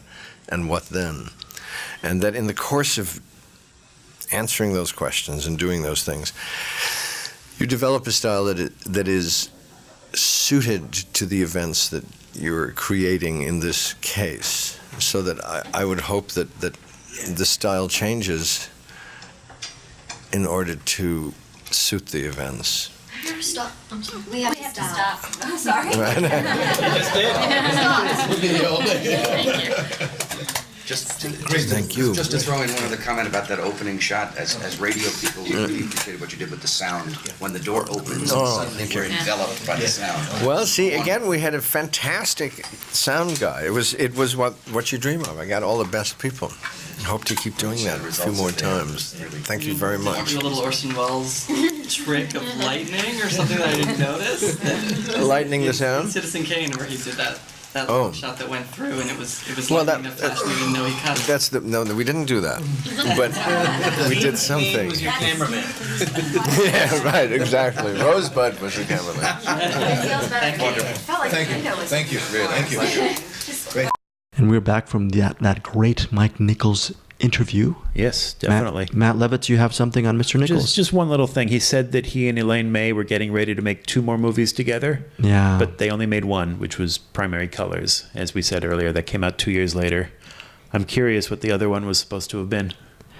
And I'm also curious to see. We'll never know. Going back to the interview where he said she saved his you know what so many times over the movies, over the years. And he said he saved her as much as could be saved with that Jack Nicholson film Wolf, right? But we were talking about Elaine May. And we heard that interview with Jack Nicholson on our Batman episode. Right. So I wonder if how many, even though they did Primary Colors in 98, I'm sure we're assuming that since 98, she had helped him a lot of times over the years. And I was reading that as of 2012 or 2013, they were going to work on a film together. But obviously that didn't happen because he passed away in 2014. And that script was never heard, or what that project was a secret project that has never really surfaced. Yeah. But all's well. Yeah. That ends well because we have someone good coming up. We've got 2 more interviews, and they are the stars of the movie. And right now we're going to hear from Nathan Lane. So just like we did with Mike Nichols, Greg, why don't you go over his film and TV work, and then I'll do the theater stuff. You know, the film and TV work, again, the Birdcage was such a really big blind spot for me. And even Nathan Lane's work, I mean, I was never a huge fan of Nathan Lane. The closest thing I got to Nathan, I've never, you know what? Well, I mean, you can name the one thing that pretty much everyone knows him from, right? Not really. Stuart Little 2? Was Nathan Lane in a couple of really cool animated films? Yeah, well, you're talking about, of course, Astro Boy. I think he was also in... And Titan AE. Titan AE, for listeners, okay, obviously he's known for as in The Lion King. Timon. He is Timon. He is Timon. And you know, he was also in Joe versus the Volcano. Is he known for that too? That's actually one of my secrets. I don't actually remember him. I don't remember him as well. He's credited as Bao, the Waponi Advance Man. By the way, folks, this has nothing to do with anything, but Joe versus the Volcano is a classic, in my opinion. But John Patrick Shanley. I love. Did you like Joe versus Volcano? Yeah. Okay, so, but yeah, I mean, he's a playwright. He also wrote Moonstruck. Yes, and he directed. Which was not a play, so I don't know why I put those 2 things together. Right, he's confusing. I get his career and Douglas McGrath's career completely confused. So, anyways, as I'm sure everyone out there does too. Everyone, I know, inside baseball stuff. But obviously, you know what? for its time and place, Matt, you're asking me popular Nathan Lane films. But at the time and place, it's really not talked about these days. But in 1997, he did Mouse Hunt, which was, I think, I believe that was a DreamWorks feature, and that was considered a hit in its day. It was funny. I enjoyed it. I wouldn't call it a classic, but it was cute. It was fun. And, you know, Matt mentioned Titan AE. That's a 2000 film that really had a lot of hype, animated feature that had a lot of hype, but it didn't really live up to the hype, and it was a little bit of a misfire when it was released. Yeah. So that's essentially film career. Nowadays, we see him pretty often as a recurring character on Modern Family. He plays Pepper, friend to Mitch and Cam. And he's been in American Crime Story and The Good Wife. Good character. But obviously, like you said, his bread and butter is a stage. Yeah. He's never really become the movie star that he truly does deserve to be, but as a wise man once said, Hakuna Matata. In the Broadway world, he is a superstar. Name above the title, people flock to a show just because he's in it. His first Broadway credit was Noel Coward's Present Laughter in 1982. Following that were about a dozen more shows and larger roles, but really he got noticed 10 years later in 1992 when he played Nathan Detroit in Guys and Dolls. That Broadway cast also included Ernie Sabella playing Harry the Horse, and the 2 of them had such great comic timing in this show that Disney hired the pair of them together to play Timon and Pumbaa in The Lion King. To name just a small selection of Nathan Lane's hit shows over the years, he played Max Prince in Neil Simon's Laughter on the 23rd Floor, which I saw in New York on my honeymoon, and he was fantastic. Great show, too. He also starred in A Funny Thing Happened on the Way to the Forum shortly after The Birdcage came out. And in fact, he talks about it a little in this interview. He did The Man Who Came to Dinner, which was taped and aired on PBS. I think you can find that on YouTube right now. And The Producers, of course, with Matthew Broderick, which was a huge smash on Broadway. And then they made a movie out of it with the same cast that was not quite so well received. Didn't really work as a film, but it was very, very huge on Broadway. He teamed with Matthew Broderick again in a revival of The Odd Couple, and then also in another show called It's Only a Play, which also featured Megan Mullally, Stockard Channing, F. Murray Abraham, and Rupert Grint from Harry Potter. A few more. Lane played Gomez Addams in the Broadway musical The Addams Family, opposite Bebe Neuwirth as Morticia. Oh, cool. Which is great casting. You probably remember her as Lilith from Cheers, so she's perfect for Morticia. Nathan Lane starred in The Nance, which also aired on PBS and was really good. He played the Walter Matthau part in The Front Page, and most recently he headlined in the West End and Broadway revival of Angels in America. If you ever get a chance to see Nathan Lane on the stage, do it. He is fantastic. I've got a few more things for setup before we listen to the interview. At one point, Nathan says, quote, Robin Williams has made up with Disney. We already told that whole story in our Jumanji episode, so I recommend that you go back and listen to it over there. But the short version is that Disney wasn't supposed to use Robin's voice performance in any of the advertising for Aladdin, but they did it anyway, and Robin was justifiably upset about it for many years. But he eventually got over it. At another point in this interview, you're going to hear me ask him about a television special that he had recently participated in, The Wizard of Oz in Concert, Dreams Come True. He sang the part of the Cowardly Lion alongside Jewel as Dorothy, Jackson Browne as the Scarecrow, Roger Daltrey as the Tin Man, Natalie Cole as Glinda, Joel Grey as the Wizard, Deborah Winger as the Wicked Witch, and Lucy Arnaz as Auntie M. Pretty good cast. The DVD of that show is out of print now, but you can find the entire production on YouTube. So once again, the name you'll run your search on is The Wizard of Oz in Concert, Dreams Come True. Lastly, I've got a quick reminder. If you're a regular listener, then you already know this, but for you newcomers, we were not allowed to laugh out loud during these interviews because it would ruin the sound. We had to repress it. We could smile, but we couldn't make any noise, which gives the impression when you're listening to the tape later that the jokes are falling flat, but they didn't. We were trying to convey laughter without making any noise.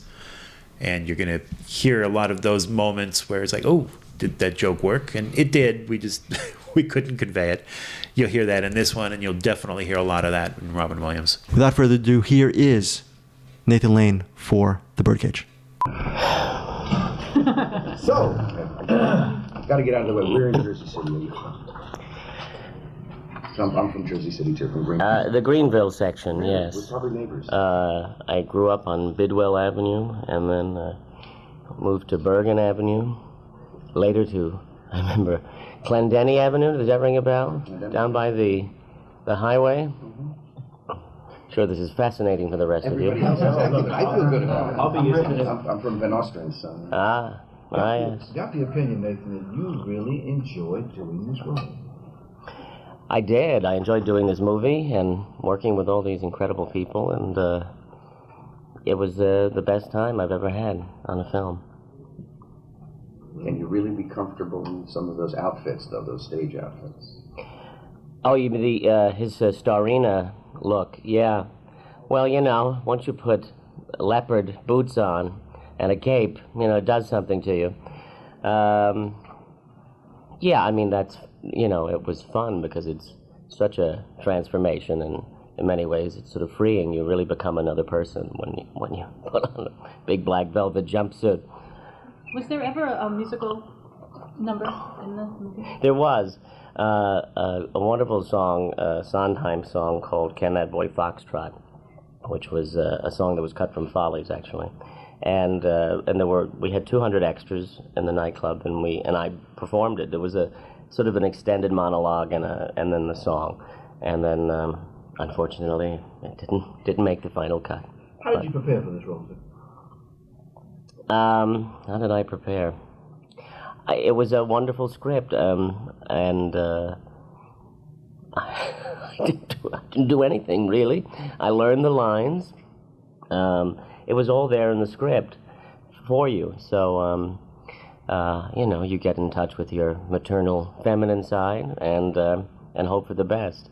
What about South Beach? South Beach is great. It's a great backdrop. I thought it was a wonderful place. From the French film, from the Riviera to South Beach, it made a lot of sense, and it's just the Art Deco and the trendy restaurants and the beautiful people there. Everyone there is a lot of models go there to vacation, and so it's a wonderful location. Did they treat you well? Very well. They were thrilled that we were using their city for the movie. Mike Nichols is so visual and creates such wonderful images. I'm wondering, in terms of working with a director like that, do you really have to be careful where you stand? Is there a lot of rehearsal that goes on because he does create these beautiful scenes? He's very he gives you a lot of freedom, really, and we had the luxury of having 3 weeks of rehearsal, so it was rehearsed sort of like a play, and which always helps, and it helps for everyone to get to know each other, and but right from the beginning, from the first read through, we all felt really comfortable together, and Robin and I certainly hit it off, and so I'm trying to think of if there was something that was really sort of choreographed other than a musical number. No, but yeah, he lets you run free and then reins you in.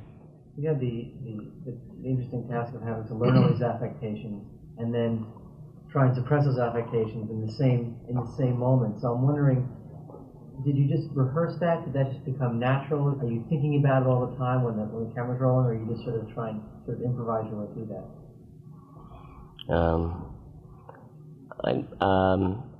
Once, I don't know. I wasn't thinking about it all the time. Once I was sort of in the character, I understood that, what they were asked, what they say to him, can you try to tone it down? And, you try, but it's sort of impossible, really, for him to be anything other than who he is, and which is sort of wonderful, really. What kind of reaction do you think the gay community is going to do to this movie? I have no idea. So far, it seems to be positive. I think, maybe there were raised eyebrows about it, but at least from the gay press that I've talked to have seemed to have liked the film. And the cover of Out is certainly an achievement, I guess. I guess so. Were you at the screening last night? I wasn't, no. I heard it went very well. We laughed, we rolled. Well, that's great. You said that you hit it off so well with Robin Williams, and we've often heard actors say, how do you keep up with this guy? Right. Is it, do you just lob things back and forth? How does that work? You just make sure you're on the same prescription drugs. I'm sure other people have told you this. He's, aside from being, just one of the most brilliantly talented people in the world, he's one of the nicest people in the world, and the most generous, and the fact that he wanted to play the other role, he could have played my part if he wanted to, and wanted the challenge of that, and really was, I think, a sign that of what a wonderful actor he is, and from the minute we met, it was sort of that's something you can't really count on. It's just it was just luck that we just had an instant chemistry, and we laughed at the same things. We're both very needy comics, and it was all about making it work together. And so you couldn't ask for a better situation than that. Well, most people in America, I think, who don't necessarily know your theater work would probably assume that Robin Williams would be the drag queen. Right. Yeah, I think most people did assume he was playing that role, yeah. So how do you think the dynamic was with him being sort of the straight man to your more outlandish character? Well, I mean, I just think I don't think of one as, we're not Abbott and Costello. One isn't the straight man and one isn't the comic. I think he's doing a different kind of comedy. He's sort of the world-weary partner of this other person who is, yes, has this terrible temperament and is always sort of overreacting to things. But within that, I think he's very funny, and it's interesting to watch him, do what he's doing in this movie, because it's very subtle, and I'm very pleased that people are recognizing, his performance. Nathan, when we did Too Long Fruit, some of the people who were in the movie, they told us that people said if you take this role, it's going to ruin your career. Is that right? Any thoughts along that line? Well, I don't. I can't. People say. I guess some people have said that, but it didn't seem to hurt William Hurt or Tom Hanks. I think they won Oscars, if I recall. So I don't know. Why anyone would think that. I don't know why we have to say, "Oh, you're playing a gay role." I'm playing another character, a wonderful character, and I'm very proud to have done it. How much input did you have in those outfits? A little bit, and just in terms of comfort anyway, at times. But Anne Roth is, she's probably the best there is in terms of designing and costumes, and she, she's, I just love Anne Roth.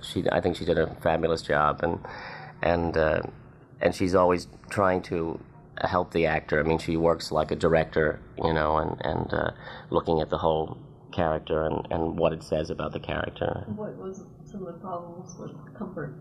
Well, it's you have to in the Starina and the Mrs. Coleman characters, you have to wear there's a female bodysuit that goes on underneath the clothes, and it's when you're spending, it's okay for an hour, but when you're spending 14-hour days shooting, it can be tricky.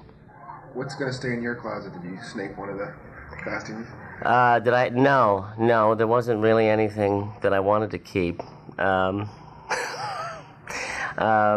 love the clothes. I don't know where I would wear, that pink cowboy shirt. Well, actually I do, but it's just not me. This Swayze said, he goes, "Oh, I've got some this really nice designer thing you can't put it well." Yeah, some of them were very. that one pink sort of cowboy shirt was a Versace. It was very expensive, but yeah, You got a lot of screen time on this particular project. What was your favorite scene? I think. Well, there were many, but I love the little scene where he comes out.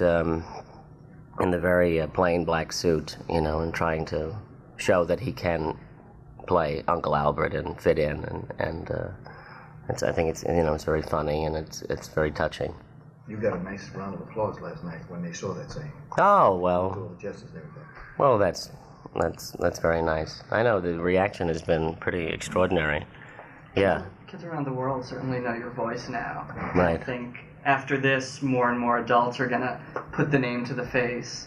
Do you feel like you're on the verge of becoming a lot better known, and does that sort of make you wary at times, or are you ready and raring to go to a bigger movie career?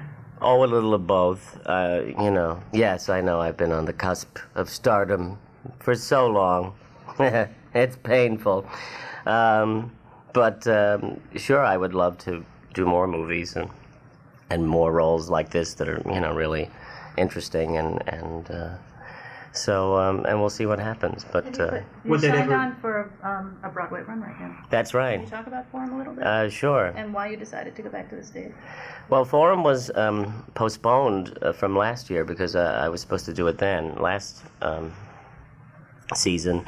And the producers, and then this film came up, and so the producers were very nice about it and postponed the show for a year so I could do this movie. So, I know sort of, if you're thinking career-wise, you would think, well, you should now just pursue films, but actually it's happening at a great time. It's nice that it sort of takes the onus off of all this attention on the movie, and I'm not, just sitting around being crazed. It's a great role for you. But what a showcase role. Yeah. Have you wanted to play? It's suitless, right? Yeah, I when we were doing Guys and Dolls, I said to Jerry Zaks, we should do A Funny Thing Happened on the Way to the Forum, and he knew it, but he hadn't read it, and so he said, I sort of know that, but I don't, and I said, well, it's really funny, you should read it, and that's sort of how it started. He, we and now we're in rehearsal. This was our first week of rehearsal, and it's going very well. And it's a great show. It's just, it doesn't get any better than that. Did you see Zero Mostel do it? I didn't. I've seen the film, and I saw there was a revival in 1972 with Phil Silvers that I saw, and I remember it was they don't do this anymore. It was a free matinee for the 4th of July. It was sort of a publicity thing, and I was the last person in, let into the theater, and I stood in the back and watched, and it was, really, and the audience went crazy, and then I saw it again once with Eddie Bracken at the Paper Mill Playhouse, and it was me and like 12 little old ladies, and I was the only one laughing, so he played the entire show to me. Have you had occasion to be recognized by children for your voice? You speak in supermarket and a child comes up and goes, Timon. Yeah, usually they've been told by their parents they'll recognize me, and then when they say that's the fellow who was Timon, and they say, would you say hello? That's Timon. Or people have said, would you call Johnny on his birthday, and wish him a happy birthday as Timon, and I've done that, and traumatized children. And they run screaming. They don't understand. Mommy, there's a cartoon character on the phone. And years later, they're talking to a therapist saying, well, when I was 5, a strange man called me, pretending he was a Walt Disney character. How is that different than your other... Hmm? How is that different than your other fan experiences? My other what? Fan experiences. Fan experiences? Come up to you. Well, the mobs, it just after a while it gets to you. Fan experiences usually have been really nice. People usually, just want to come up and they always say, I hate to bother you, but I think you're great. Which is always so strange that people feel they're annoying you by complimenting you, but mostly it's very nice. It's never been an intrusion so far. No strange occurrences, people getting away? No, not really. I mean, no. I mean, I've gotten some letters, from like one person several times, or they've sent me teddy bears and whatnot, but nothing, there wasn't a bomb in the teddy bear, so it's okay. It was just. Yeah, I understand. You were going through a phase. Will Timon ride again? Will Timon ride again? Yes. Does Disney want more from you? Well, I think so. I won't be in the saddle, but Timon seems to be riding again. There's this little cartoon series, and I did about 13 of them, and I couldn't do it anymore, and they now have a sound-alike, and I think they're doing a direct-to-video movie. Does that freak you out, a sound-alike? Yeah, well, because he doesn't really sound like me. I mean, I can tell that he's trying to imitate me, and then I start to think, well, no, he sounds like Snagglepuss now. Anyway, it's a little odd, but life goes on. You've achieved immortality, though, being the voice in a Disney animated feature. That for generations, kids are going to be watching Timon and Pumbaa and laughing on. What did that enter into your thoughts when you were doing it, or was it just a simple job? It was certainly something that, as a kid, I remember I loved the Disney cartoons, and so I always thought to myself, it would be great to do one of those voices, to be in one of these things. So it was. So I was thrilled when I got to do it, and I mean, I never thought that it would. I knew it was going to be successful just because of the way they market these films, and I felt that it was a good story, but I had no idea it would be this sort of phenomenon that it became, and they have become these beloved characters. It's very. It's funny, and it's and I think a reason is because of where they sort of show up in the movie. Everything is so heavy. The father dies, and it seems, and they lay all this guilt on the little cub, on Simba, then he runs away, and then, Olsen and Johnson show up, so, they're so grateful. I think that's why we've, Did the genie of the lamp and Simba have a moment on the set? The genie? Oh, yeah, Timon meets the genie. That would be a good cartoon. Now that I do. Timon meets the genie. He would want tons of money. That would be great. Yeah, well, we talked about that. Well, Robin sort of has made up with Disney, and but they did send him that Picasso for Aladdin. I got that painting of the 6 dogs playing poker. Was there a lot of ad-libbing in the Birdcage? The two of you would seem natural for, We did. I mean, we loved to improvise, and Mike would let us have like one wild take where he would let us say what we wanted to say, and then, it was sort of therapy, and we'd get it out of our system, and then very little of it wound up in the movie, a line here or there, but essentially it's Elaine's script, which was really wonderful to begin with, and sometimes it's good just to do that because it frees you and loosens you up, and then you go back to the scene as written, and it's better. Any gems you can recall that didn't make the final cut? Oh man. There was one I remember when Robin came in and he looked up, he's putting the crucifix on the wall, and he says, "Where'd you get that?" And he says, "Well, the church." And it's so huge. And he says, "Well, at least now we'll get better reception."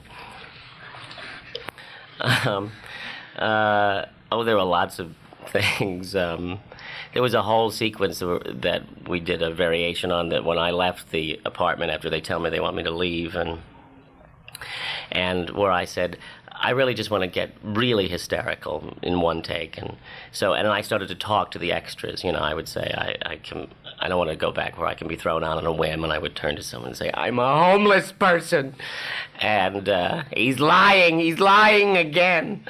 And then at the end, I fainted. I really fainted and went right to the ground. And he had it was very funny. He had to pick me up and carry me into the hotel. And at the end, all the extras applauded, but it was never used. Was there any brilliant scenes that were just ruined because of sheer laughter? Oh yeah, there were days we got really giddy. Yeah, it's just because but everyone was such a pro, and we all showed up ready to work, and when Robin, his energy infuses the set, and it's fun to go to work. It's fun to be there. He's such a great spirit, and I think everyone would run to dailies. You couldn't get a seat at the dailies. It was one of those rare experiences. It seems like it would take a tremendous amount of energy for you to, on a daily basis, day in and day out, to do this. And I thought, you can't have a bad day because it'll be right on the screen because you're always up here. So how did you deal with that on a day in day out basis? Well, it's not a problem when you go to work and your director is Mike Nichols and you have a script by Elaine May. I mean, I think it's sort of, and your co-star is Robin Williams. That's pretty good. So that's pretty exciting, So you're, actually raring to go to work and, keeping your energy up. That's not a problem when you're working with people of that caliber. The main criticism that the gay community had for Philadelphia could certainly be applied to this film, that how the mainstream Hollywood films tend to tread lightly when dealing with homosexuality. There are a few pecks on the cheek, there's hand-holding, but that's about it. What's your take on that? You wanted intercourse or nothing? Not myself, that's well, yeah. But you know what I say to those people? Then you're going to have to make your own little movie. I sympathize, and they have their own agenda, but then make your own film. Write a little script and film it. This is Hollywood, and this is also essentially, an entertainment. It's sort of a classic French farce, and I think for all of that, it's still, I think we've maintained their humanity and hasn't become just a one-note joke with either of these men, and what I'm hoping is that that a lot of people will go to this. They're going to be drawn in because either they're familiar with La Cage aux Folles or they love Robin Williams, and it might change a few minds. That simple premise of when it comes down to it, we're not all that different. and that might hit home because it's doing it through the comedy. You know, I've been in, you know, I was in Jeffrey, you know, which was another kind of film, and, you know, they had complaints about that. You know, everybody, you can't please everybody. Just talking about Catholic priests would really like what? I can imagine some Catholic priests would really react to your role in Do you know I've had priests come up, well, gay priests have come up and said, that was great. But I saw them taking off on you on the Evangelical World Television Network. Oh, did they? For that character? Well, isn't that great? That makes me really happy. So you did it right. But, you know, critics, they give their reviews about different things. Right. They say this, they say that. How do you read the reviews? You look at it? You pay attention to it? Sure. I'm desperately needy, and I'll read all the reviews.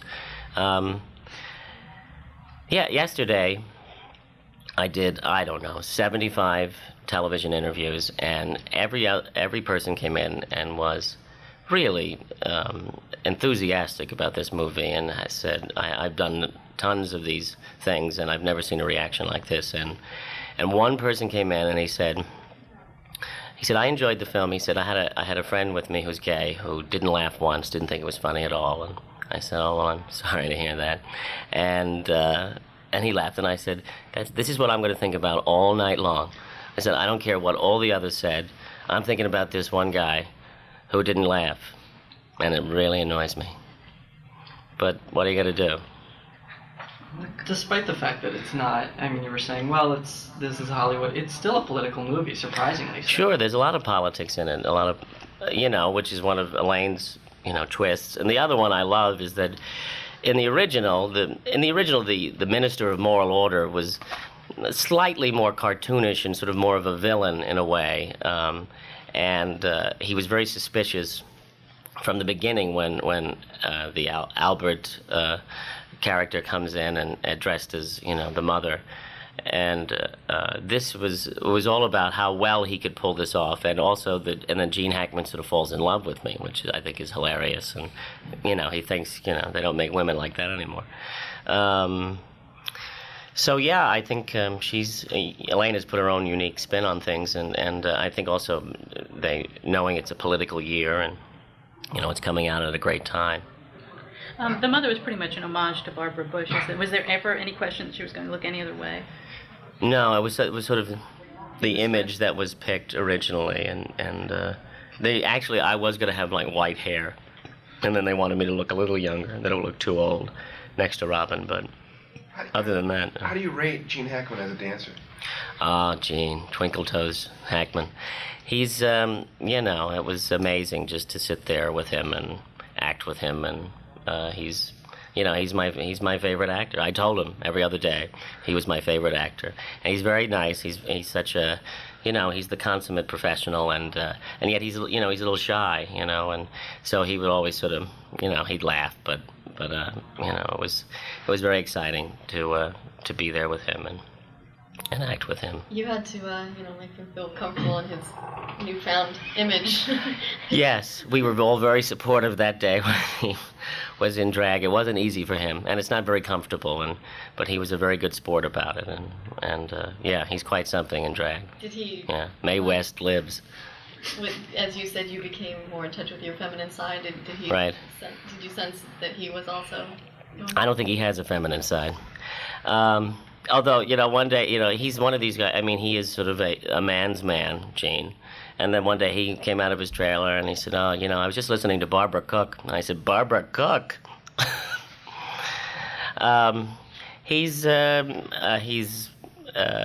He was wonderful, and actually, after a couple of days of him being in drag, you know, he did start to loosen up, and something happens. You start to enjoy it. What's your next project? My next project, funny thing happened on the way to the Forum. I'll be doing that. We open this spring on Broadway. Lined up for any films? Not yet. I really can't, you know, sort of do anything for a while. You know, I've been talking to people, and, you know, there's people are interested in developing some things, but we'll see what happens. Well, would you like to keep this sort of route going? It seems like it could be really nice to do a movie, then back to Broadway, and because you certainly keep doing successful Broadway shows, so why not? Yes, I would love to be able to go back and forth. You know, it's because you get a lot out of both mediums, and What was your reaction to the? Not your reaction, but what was the reaction to your performance at the Tonys last year? Well, people were. I mean, it was such a great setup for the whole thing, for co-hosting, and because not being nominated, I was like Bob Hope, people were very enthusiastic and seemed to, it seemed to lighten things up. I think I'm going to do it again. Although, I read in the paper they were going to have Julie Andrews, Carol Burnett, Mandy Patinkin, and me. I said, that's too many hosts. And what am I going to do, handle the parking? So I don't know.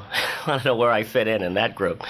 So we'll see what happens. But I certainly enjoyed doing it. It was a lot of fun. And I love doing that number with Gregory Hines. He's the greatest. How about the Wizard of Oz concert? It's coming to video now. I guess it's on video, yeah. So it's still relevant. How much fun was that to put together? Oh, that was a nutty experience.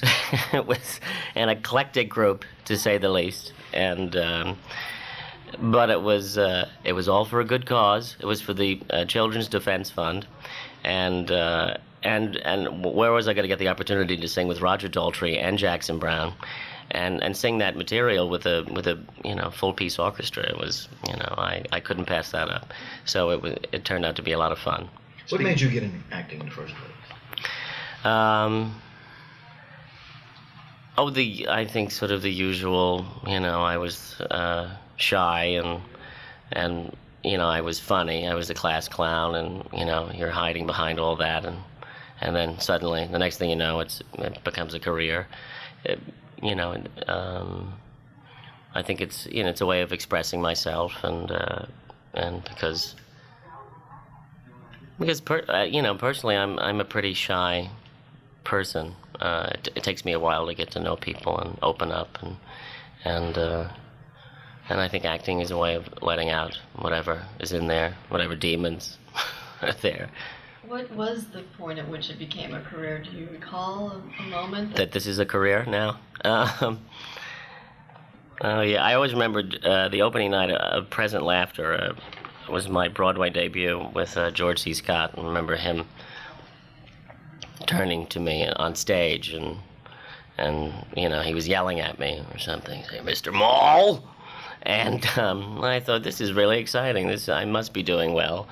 I'm standing here with George C. Scott on stage, and maybe that was a moment of recognition. You felt that in filling out forms at the doctor's office, I could put it. Well, you know what? I heard Patrick Stewart say this, and I've thought it myself. There's always a little bit of embarrassment when you write actor.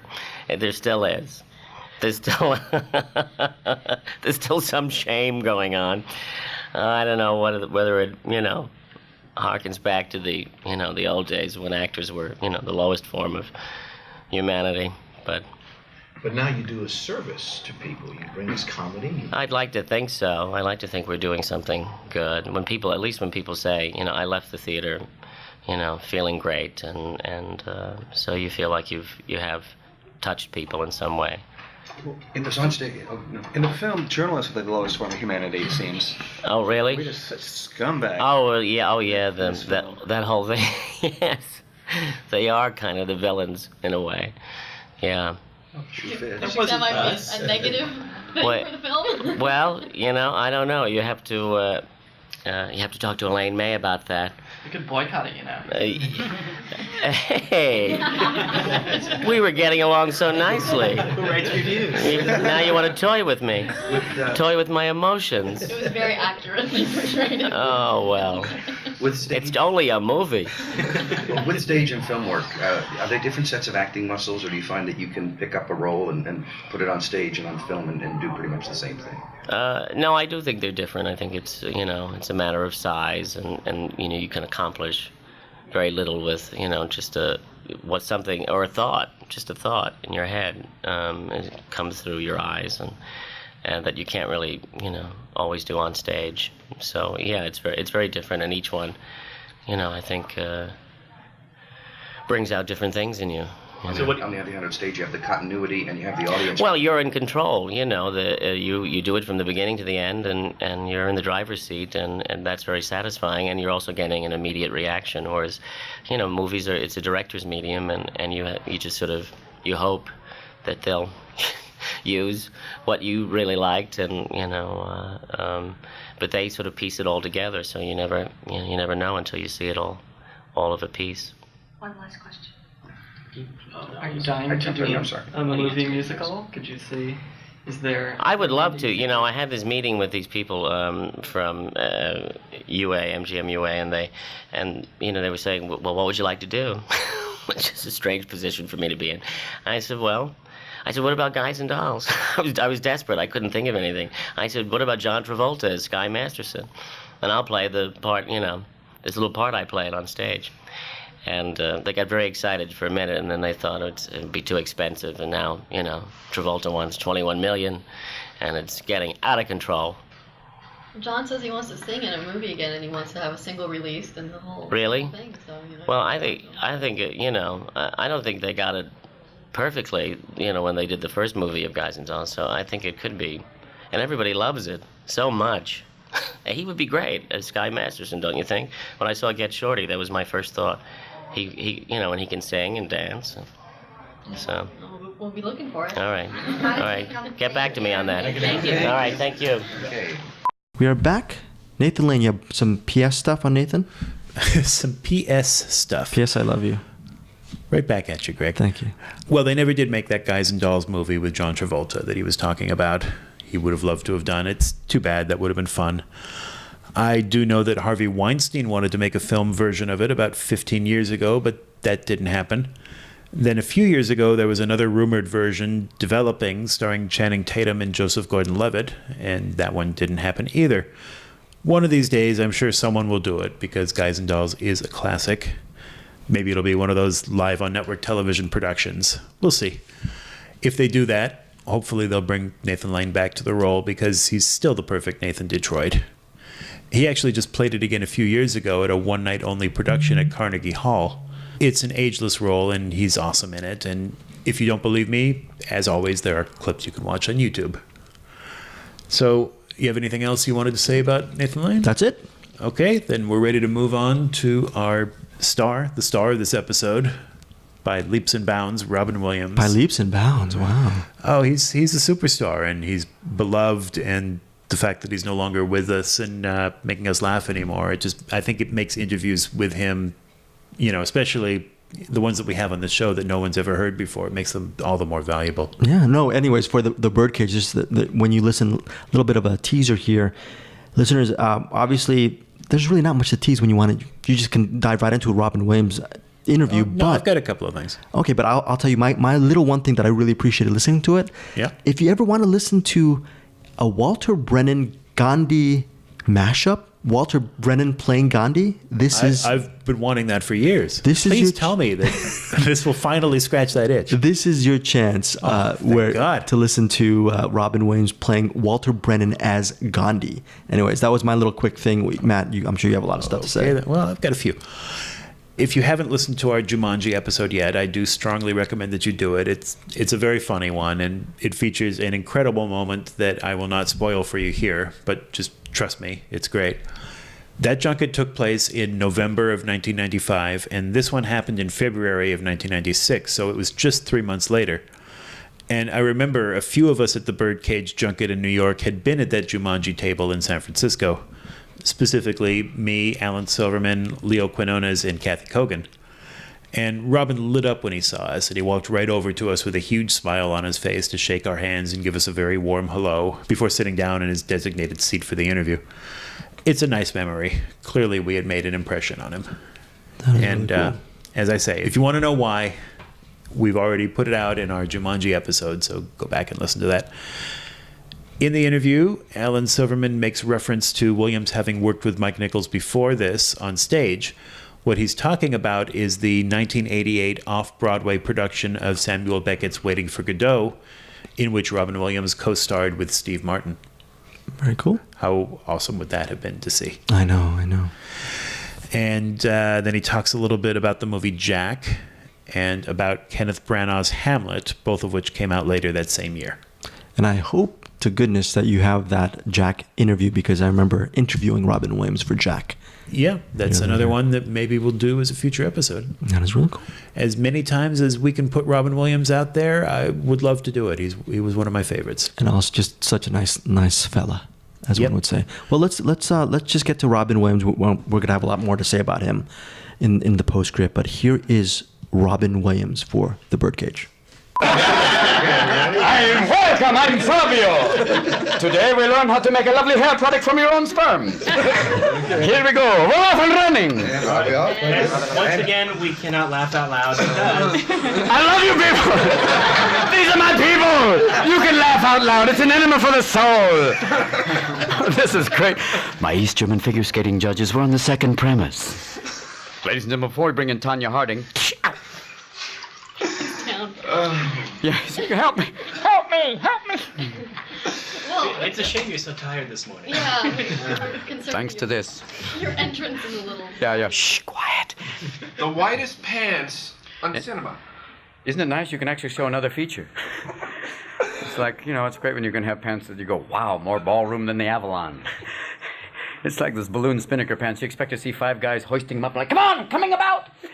Those huge, yeah, they were fun. It was weird, though. I mean, you'd think pants like that, I'm playing this very gay character, but a lot of these guys would come up, like Teamsters would go, those look pretty nice, Robbo.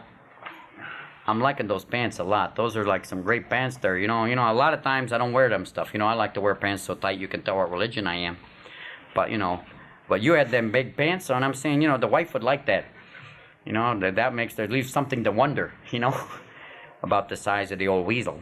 But, that was amazing. Some of my outfit, the Versace, I was wearing a lot of that in there. The wardrobe was the most comfortable and the most fashionable I think I've ever been in. They've got the Gautier jacket in the beginning, which is fabulous. What'd you keep?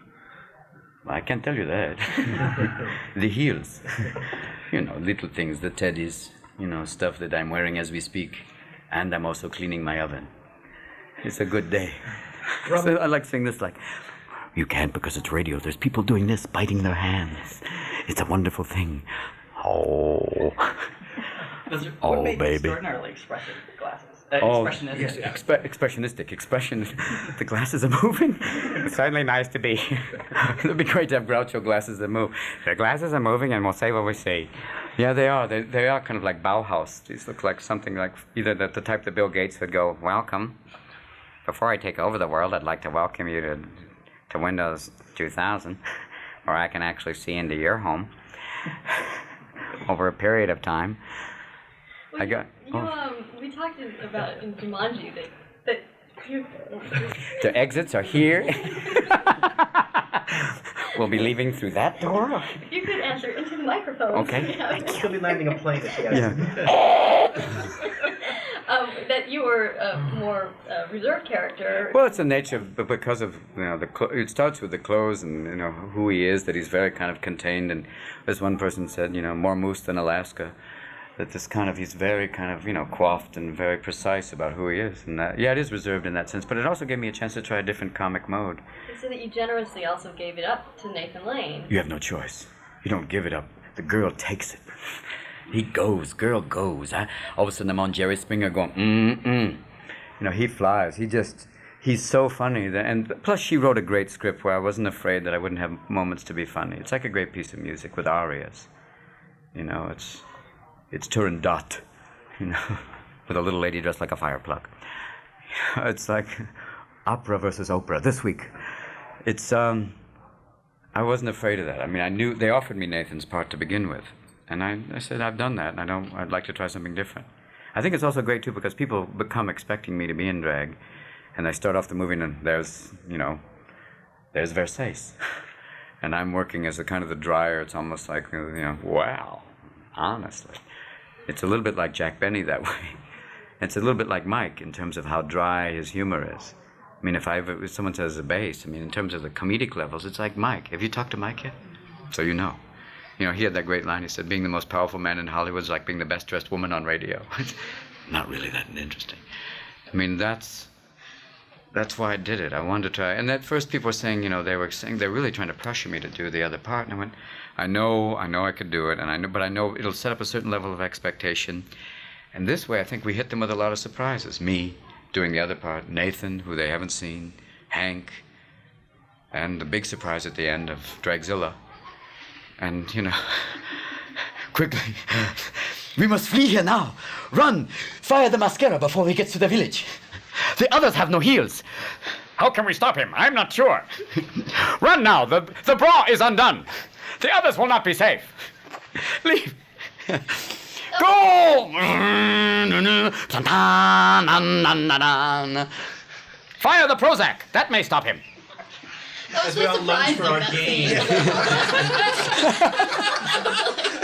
He's quiet. He's loud. He's quiet. He's loud. Well, now you know it. Yeah, it's like, ah! Michael, Simon, Michael, like, Sonny, junket. Fuck, I said. Okay, we're back. Mike said that, well, we've heard from the other people also that there was the wild take. There were the takes that had Oh, to be yeah, there would always be, and it wasn't just me, it was Nathan and Gene, and there was different things where people would try, outrageous stuff.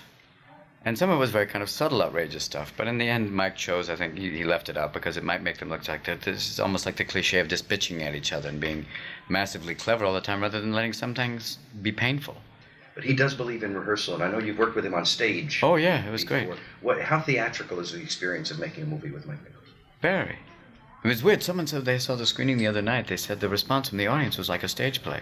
Applause breaks, You expect, like, maybe if you'd really timed it out right, it would be wonderful if actually we had gone, like, okay, back into the play. I mean, it's like that thing of hold for the laugh, wait for it. It's like the rehearsal period is very theatrical, and then when we shoot it, even though it's like a movie out of context, it still has this sense of theater. It has this sense of like being a play all the time. And there's a great sense of play when we do it. Trying stuff. He lets us try stuff. But you also know, Elaine wrote this script that was so precise. It's like espresso. It's the essence. Mike said, just give it a chance because she's worked very hard on every word and she knows that they have a weight and a depth and that it's timed out. It's also like a piece of music where, there's a coda and then it goes and it crescendos and then there's a little break. And you can't always, my tendency is being a comic whore that I'll go for every laugh. I want another one. And Nathan's the same way. So we're brotherhood of the bozo. We go for the same laughs. But, sometimes he'll lose that for the sake of getting a bigger laugh later. But when the camera's off, you had a lot of fun. Oh, big time. Tell us about Gandhi. Gandhi. Gandhi. Gandhi. Walter Brennan is Gandhi. I'm going to save India. Come on, Gandhi. Oh, God, don't you see? English and even. Come on, follow me now. We're going to the ocean and get some salt. Who can make the world change? That Gandhi man can. Wears a little diaper thrown across his can. The Gandhi man can. That's Gandhi on Ice is what we used to do. Ladies and gentlemen, Tanya Harding as Indira Gandhi. Rob, we had a vision of a movie with Timon and the genie and the lamp together. What would that be like? It was some of it's what you got. It's a weird thing because they showed the clips when we did Oprah that they showed Timon, and people just then made the association that it was Nathan because his character's so different, but he's capable of doing anything.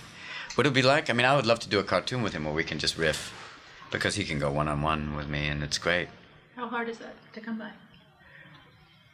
Not really hard if you just open yourself up to it. No, I mean people that can go one-on-one with Oh, you. there are a lot of them. There are many, many, many. I mean, I can give you names of comics if you want a list. That's okay. I feel like a comedy pimp. What you want, girl? We got some shit we got for you. You want premises? You want obscure stuff? You want Stephen Wright? I could give you some Buddhist comedy. What you into? You want teams?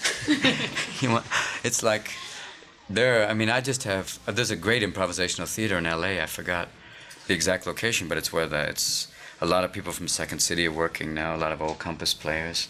And it's like going out and working out. They do nothing but Heralds, which is a long improvisational piece based upon one question. And I go there all the time. It's wonderful. Because I think the media has created the impression of you as, someone, as being so far out there, that you don't have people, should excuse the expression, to play with. I used to play with myself a lot. That set that up nicely. Come on, Petey, we gotta go home now. Excuse me. You got to listen. Join us. Stay with the group. Robin, please don't go there. Don't go there. Yeah, I mean, there are a lot of people. Knowing a lot of comics, it's just, I think you're right. They assume that I'm just like living in some sort of, like the boy in the bubble with a microphone. But there's so many places and, great. Actually, I love it more than being, solo. I like improvising with groups, and I was in so many improv groups. It was wild. Papaya juice, banana squash. These strange improv groups. But I still find those places to go on. It's great. Robin, you're the quintessential example of a stand-up comedian who's becoming a successful actor. And whenever we interview comedians, they always bring, well, it'd be great to be like Robin Williams, and I can go and do series. Was that always your plan? Did you always want to? Oh, I had no plan. I really just had a plan of, to keep working. And these opportunities arrived, which was great. But I also had a plan, there is a sense that I wanted to take dramatic parts, because it's kind of this strange kind of schizophrenia because of being a comic, but also being trained as an actor at Juilliard. I had both of those drives, one to perform and get as many laughs as possible and blow the doors off, like you said, and be out there. Then this other desire to create, dramatic characters. It's almost like the ghost of Houseman going, Mr. Williams, you should be a classically trained actor, unless, of course, they offer you a shitload of money. It's like, it is the double drive, and I think that I've always tried to do, even in the beginning, to follow Popeye with anything, and to do Garp and Moscow and the Hudson, Seize the Day, and, not always be trying to look to do comedy. To do this and then do something like The Secret Agent, which I did, or a small part in Hamlet. I do that just because it's so much, there's so little pressure. It's just so freeing to be in a supporting role. Go and work for 2 weeks and get out. I was talking to Susan Sarandon, and she said the same thing. She loves doing those small roles because it's quite wonderful. You can create a great character that's quite memorable, but you're not having to bear the pressure of the movie. So how important was it to keep Armand real? Because it would be so. That was Mike's basic demand. I know what you're saying. It'd be so easy just to go, what? Oh no, God. And he said, if you make it real, everything else will work. It'll be the heart of it. It'll be the core. That was my job. It's almost like being, the guy at the bottom of the pyramid going, okay, hup, hey, hup. To actually support, when the laughs, but the laughs are all built on that. There has to be a relationship with my son that's real and a relationship with Nathan that's real to make this thing work. And I think we got it because Mike really worked hard to peel away any time that I would get too, there's one difference being a character or performing it. And there's times, when people do perform, like when I'm the choreographer. Choreographer is part performance, part, that's why I said in the end, keep it all inside. It's that little thing at the end that makes it not just like, stopping to perform, but he really worked hard to, peel away that, which is why I took the role. Everybody felt your presence. All the cast members said they felt your presence. Because I'm a very large man. All of a sudden I became Harvey. What are you saying? You're huge. But to go along with that, the original character of Agadar was supposed to be a black guy. It was. In the French movie it was. But when they changed it to Miami, it works great making him Latin. And it also, I think Mike tried. I think he read a lot of different actors, a lot of black actors to play that part. And then he thought, well, maybe, he didn't find the right guy that really clicked it for him. And then he thought, well, maybe I'll make him Latin. Let's just see. And then Hank came in and, listen, that character, I want to be that character. Hello, career. That was our kind of cry throughout, like Nathan says, they call the drag queen, oh! And hello, career. That character, is, like you said, if you've got Nathan doing one thing, you got Hank doing the other thing, I have to pick a different tone, or else it's like, screamers! You got to pull it in to give another tone, or else people will just, oh, right, and it won't work. They said you were dishing together in your Latin character. Oh, listen, I can do that for days. Mira, come on, talk to me. Because I used to see, when I went to Juilliard, I would see, the Puerto Rican drag queens going, Chichi, come on, Mira, honey, listen, let's go. I have a dog named Chichi. He's been dead for 2 years. I put him in the icebox, though, and then sometimes, it gets real stiff, like a popsicle, and I bring him out. I take him outside, take him for a walk because I still want to meet people. And I put him on the sidewalk, and he starts to thaw, and it looks like he's gonna tinkle. And I say, bad dog, and I take him in. But, that's all part of it because I would do like that with him all day long. But, he was playing the character in the movie, and I got to wear the Versace. But that's all part of it, because for me, I like to do character like that. You know, you can do the same character and be very much, you can be like that, still slightly, you know, different that way. And much more, how can you say, hung. I am, you know, I do my movie. I did a French surf movie called Sans Beaches, which is a movie about boys with boards. And I am making movies for many years. And now I've transformed into this man who is, I've been a technical advisor for Boeing ever since the war. But you move away from that now. Here we go. You mentioned some of the other characters that you have coming up, but you didn't say anything about Jack, and it's clear we don't know Jack. Comedy! All right! No, Thanks to your dollars, people are learning at home. But see, I've been saving that one up. You don't know Jack? It's in San Francisco. What time did Jack off? It's like, could you tell us a bit about that? Because it sounds like it blends a lot of the things that you've been talking about. Yeah, it's with Francis Ford Coppola. It's a story about a boy who ages 4 times faster than anybody else. It's not progeria, because people immediately associate it with that, you know, that disorder. He's born, I think, 5 months prematurely, except he's fully formed. I think he's even like 6 months prematurely. His mother, I think she's only a couple of months pregnant, 3 months or so, and she starts to go into labor, and the doctor is very worried that, you know, it could be it's either deformed or a miscarriage, and he comes out, it's a fully formed baby. From then on, they realize that his cells are growing at 4 times the rate. He's literally growing 4 times faster. So by the time that I'm 16, when I graduate from high school, I'm 72. I mean, physically. Mentally, he's 10. He's still experiencing life in chronological order. He's still, you know, intellectually growing as a child. Bill Cosby plays my tutor. And I think he'll be great because people will be expecting him to be going, the pudding is real good. But he does this wonderful, very serious, very erudite character. And it's about the weird kind of combination of adult-child values.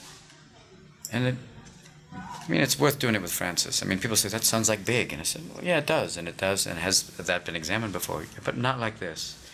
And I think, Francis, he seems very happy with it, but, you know, I have to wait and see. He's been cutting away, and he showed it to a group of 10-year-olds, and they said, don't change your frame. But those are all executives now at Fox. But. What kind of challenge is that to play? Okay, 1 second. What kind of challenge is that to play? People think of me playing a child is not much of a stretch, but to really be a 10-year-old and to capture the kind of the awkwardness, the energy, the innocence. 10 is a transitional time. It's just before puberty. It's still a time. It's a wonderful time when a 10-year-old falls in love. It's that first love that's just so pure and wonderful. When you see it's a time when they're just coming out of girls to like girls. And it's the thing where they always have someone negotiate. Tell Susie I really like her, and that's all. It's that thing of when they really. It's very transitional, and he had these great kids that were always there. And it's just a question of, being with them and never doing things that didn't ring true to them. They were actually they would go, oh, that was great. That's really what a kid would do. There's some, the kids a 10-year-old is a wonderful combination because they seem very empowered, very powerful. But if they get hurt, they cry at a drop of a hat. They're just like, and then they'll go, I'm okay. And then they're back, and their attention goes from here to here to here to here because their mind is functioning like that. And that's why I did it. It was great to do. It's also great after this movie. People go, you're an old homosexual. Now you're 10. Wait a minute. It's like, it just blows. It's always ducking right, ducking left. That's about physical growing up. But you ever feel mentally like your sense of humor is like way beyond everybody else when you're growing up? No. No, come on now. No, never. No, it wasn't really. What do you mean, like someone like Einstein trying to riff? Well, you came out of the crib probably. But seriously, one day the people are going to travel at the speed of light and they're going to lose your luggage beforehand. Just to get it over with. Imagine the jet lag then. I've passed an organ. Did I ever think that? No. There's sometimes I'll hit a riff or something it'll just be, I don't know where it's coming from. It's like channeling. I mean, sometimes today, when we're just, I'll try a thing, I'll just say, okay, let's see where it goes. We were, you're transitioning in about 3 or 4 characters going, oops, the guard, shh, everybody. Dead man walking! Dead man walking! Okay. We're like, oh God. But do I ever think, yeah, sometimes you get worried that my wife busts me all the time. There's a line that Nathan busts me on all the time. I used to say that, it's like being circumcised with a water pick, and he would bust me every time I'd say that. So I'd go, okay, great. I realize that some things, it's the desire not to repeat, to really, and my wife will say, you've done that. Okay, great. You've done that, okay. So it's the desire to, to really go out and push yourself. Someone asked about the political campaign. I haven't had a chance to really look at the candidates because I've been working so hard, but this week, after this caucus, I think it's time to sit down and start looking. I mean, the race is heating up to the point where, all I picked up is the fact that Phil Graham reminds me of, the baby vulture in the Warner Brothers cartoon. I'm looking for a baby bumblebee. He's just, I'm trying to be a candidate. People will see. Won't they vote for me? Please don't you see democracy? I'm looking. So it's trying to find some, Bob Dawes, Bob, can we ask you? Get away! Snap! He has a slightly short fuse. Big sign that says, kick me. But I think that the elections are going to be interesting now that, Buchanan's number 2. And that's going to make things real fun. Dun, dun, dun. I'd like to ask a question out of left field. If there's a summer job that you had as a kid that you could tell us a little bit about. I had some strange summer jobs. I used to work on a road crew, and I remember getting poison oak and blowing up like the Michelin Man. I used to be a busboy at a very strange kind of organic restaurant in San Francisco that was quite famous called the Trident. It was this place where all the chefs were heavily medicated. Just pick up. It was like, and the waitresses were all these beautiful girls because literally they had to audition to be a waitress. They took a Polaroid and the owner went, yeah. It wasn't based on, their waitress skills. It was based on how they looked in, a 2-piece outfit socks. So it was like, that was a strange job, when you come in and people, and one time I worked this was not a summer job, but it was like a job after school. I worked in an ice cream parlor in the late 60s, early 70s, where people would come in so stoned. These guys would come in and go, excuse me, hi, I'd like, do you have samples and stuff? Great, thank you. Yeah, give me just a little vanilla, thanks. Oh, what a freeze! Oh, man, thanks. People were just so loaded. It was outrageous just to see people come in stoned and not be able to say hello. That they had smoked some giant bong and then walked in like, and English had become their second language. Like, they were like, oh, yeah, and you're supposed to do subtitles. I'd like 2 scoops of ice cream. That was a wild summer job. Trying to think of other ones. Those are pretty much the best ones, greatest hits. Can I ask you another off-the-wall question? Yeah, but I was a big guy. Family and your wife always... I am the law. What? I am the law. What? I am the law. It's the miracle worker with Sylvester Stallone. Baby. What? Baby. By Jove, he's got it. The rain and paintball man on the pen. Sorry. Back to your question. Just off the wall question.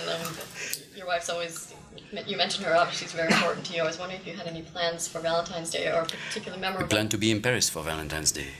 What a romantic place to be. Look at you. You all of a sudden start to blush. Here's a ticket. Take your friend. Come, everyone should be in Paris on Valentine's Day. This is the city of love. Is this something you've been planning for a while? It's where the cherubs have machine guns. I tell you, my friend, it is fabulous. It is something we have planned for a short time. Going to Prince's wedding? That would be wild. Or the artist formerly known as Prince. What's your name? Little squiggly symbol with a little tiny toupee? What's your name? The artist formerly known as the Prince of Denmark. Yeah. He's getting married in Paris on Valentine's Day. I know. I don't know. I mean, I'm sure he'd go, Robert, it's Prince. No, who is this? It's Prince. No, who is this? I don't know. That'll be a wild wedding. No, I think we'll be off, hopefully having a romantic night. It's in Paris. It's so easy. Just you walk down the street and people are going, you must be in love. You have to be. It's mandatory in France to be in love here. This time of year. You're not in love? Get out. You must be here now. Because to walk the streets of Paris, it is fabulous. You know, you walk down the tiny streets, you see such life, you know, until you ask to speak to someone. It's nice when you try to speak French. You go, pardon un moment, je désire la direction pour le lycée. I speak English. Don't try to say no, and thank you for building Disneyland. You mentioned the Prince of Denmark. Where's Osric going to come from? Osric's going to come from the same place all the other characters. It's like he's doing a... I think we're allowed to talk about this because he's got these huge 19th century sets. You know, the Mel Gibson Hamlet was very medieval. His is more 19th century, more almost... Well, he shot up at Blenheim Palace. So it's gigantic sets and very much like, you know, turn of the 19th century, end of the 19th century, pre-World War I. A lot of men, mustaches, very military, but a lot of diplomacy, the undercurrents, the diplomatic undercurrents that, you know, the Mel Gibson Hamlet didn't have. He's trying to do the whole play uncut. Full text, first time it's been put on screen. I think so, yeah. And he thinks that it won't play. It's like 4 hours. He thinks if everyone, you know, I think sometimes when people speak Shakespeare, very much like it's conversational. It's when people enunciate for no reason that it suddenly becomes severe medication. That I think he's really, he had people just playing it conversationally, and it's like literally like the old Preston Sturges movies. Quicker, boom, boom, boom, boom, boom. And it plays, I think. It plays well. You're working with Billy Crystal? No, he's the gravedigger. But not in this, I mean... They're writing a movie, and we'll have to see if it works. It's the first time you two... Yeah, on film. But we've done comic relief for years, so that's why I'm not afraid. Robin, I'm just interested, how do you maintain some semblance of a personal life, a private life? San Francisco helps me maintain that, because I'm recognizable in San Francisco, but it's also like they're going, can't you bring someone else? I grew up there. It's also a city that has a certain kind of level of coolness that, you know... I walk around New York, people recognize you, but no one's bothering you. If someone says, hey, I like that, or hey, you suck, you know, you get both. But when I live in San Francisco, it's really very... It's great for me, because no one really, you know, bothers you. It's also because it's not, you know, there's not a lot of paparazzi. I think we have one guy and he's got 2 old cameras. Please, hold, ow. You know, I don't know what they do with it, you know. I don't think that there's a big problem with that. So, and I also have, you know, it helps with friends. And, you know, for me, a great day is to go mountain biking for like 20 miles, then come home and just hang out. And it's really great. I mean, that for me keeps me so sane. And San Francisco is such a strange, wonderful city that I feel normal there. Were your parents afraid, perhaps, that you weren't sane at any given I was very quiet. I mean, it was weird. They had this thing on Oprah where this woman started talking about me, like she said, you used to make your little mark noises in 4th grade, and I was going, I don't think so, lady. I think. And then they showed a picture that it didn't take me till it was over that I realized that wasn't me. It was like she must have found some other kid and made him into me. But I was actually very quiet. I had a very kind of, you know, we lived in different places, so I was an only child. I thought I was like, bring out the pictures. Okay, we're almost done. When did you break out and become... When did I come out of the closet of comedy? Freshman year of college, when I started taking improvisational theater classes, and that's why I'd rather work with groups. I think that's my initial training. Were you just surprised? I was just surprised at all the things I knew and learned I could use in a comic format. And we started off building, we had a little tiny theater, and we had these free shows. And then after the first week, so many people came, we had to do 2 shows. And then we finally, by the end of the semester, we had to go to a bigger theater because so many people were coming. And it was great. It was wonderful people.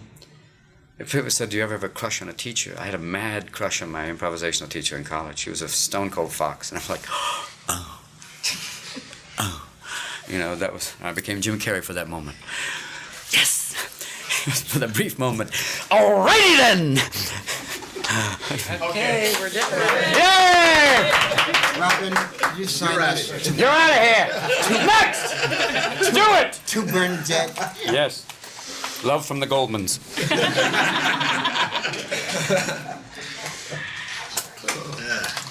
Classic. Yeah, this was fun. Thank you. Cheaper than therapy. You were pretty good too, man. We gotta give you that. Is that Thanks. part of it? It's so clear you get joy out of making people laugh. Is it cheaper than Joy? I get a medication. It's like this bliss, you know, and with like this room and another room over there.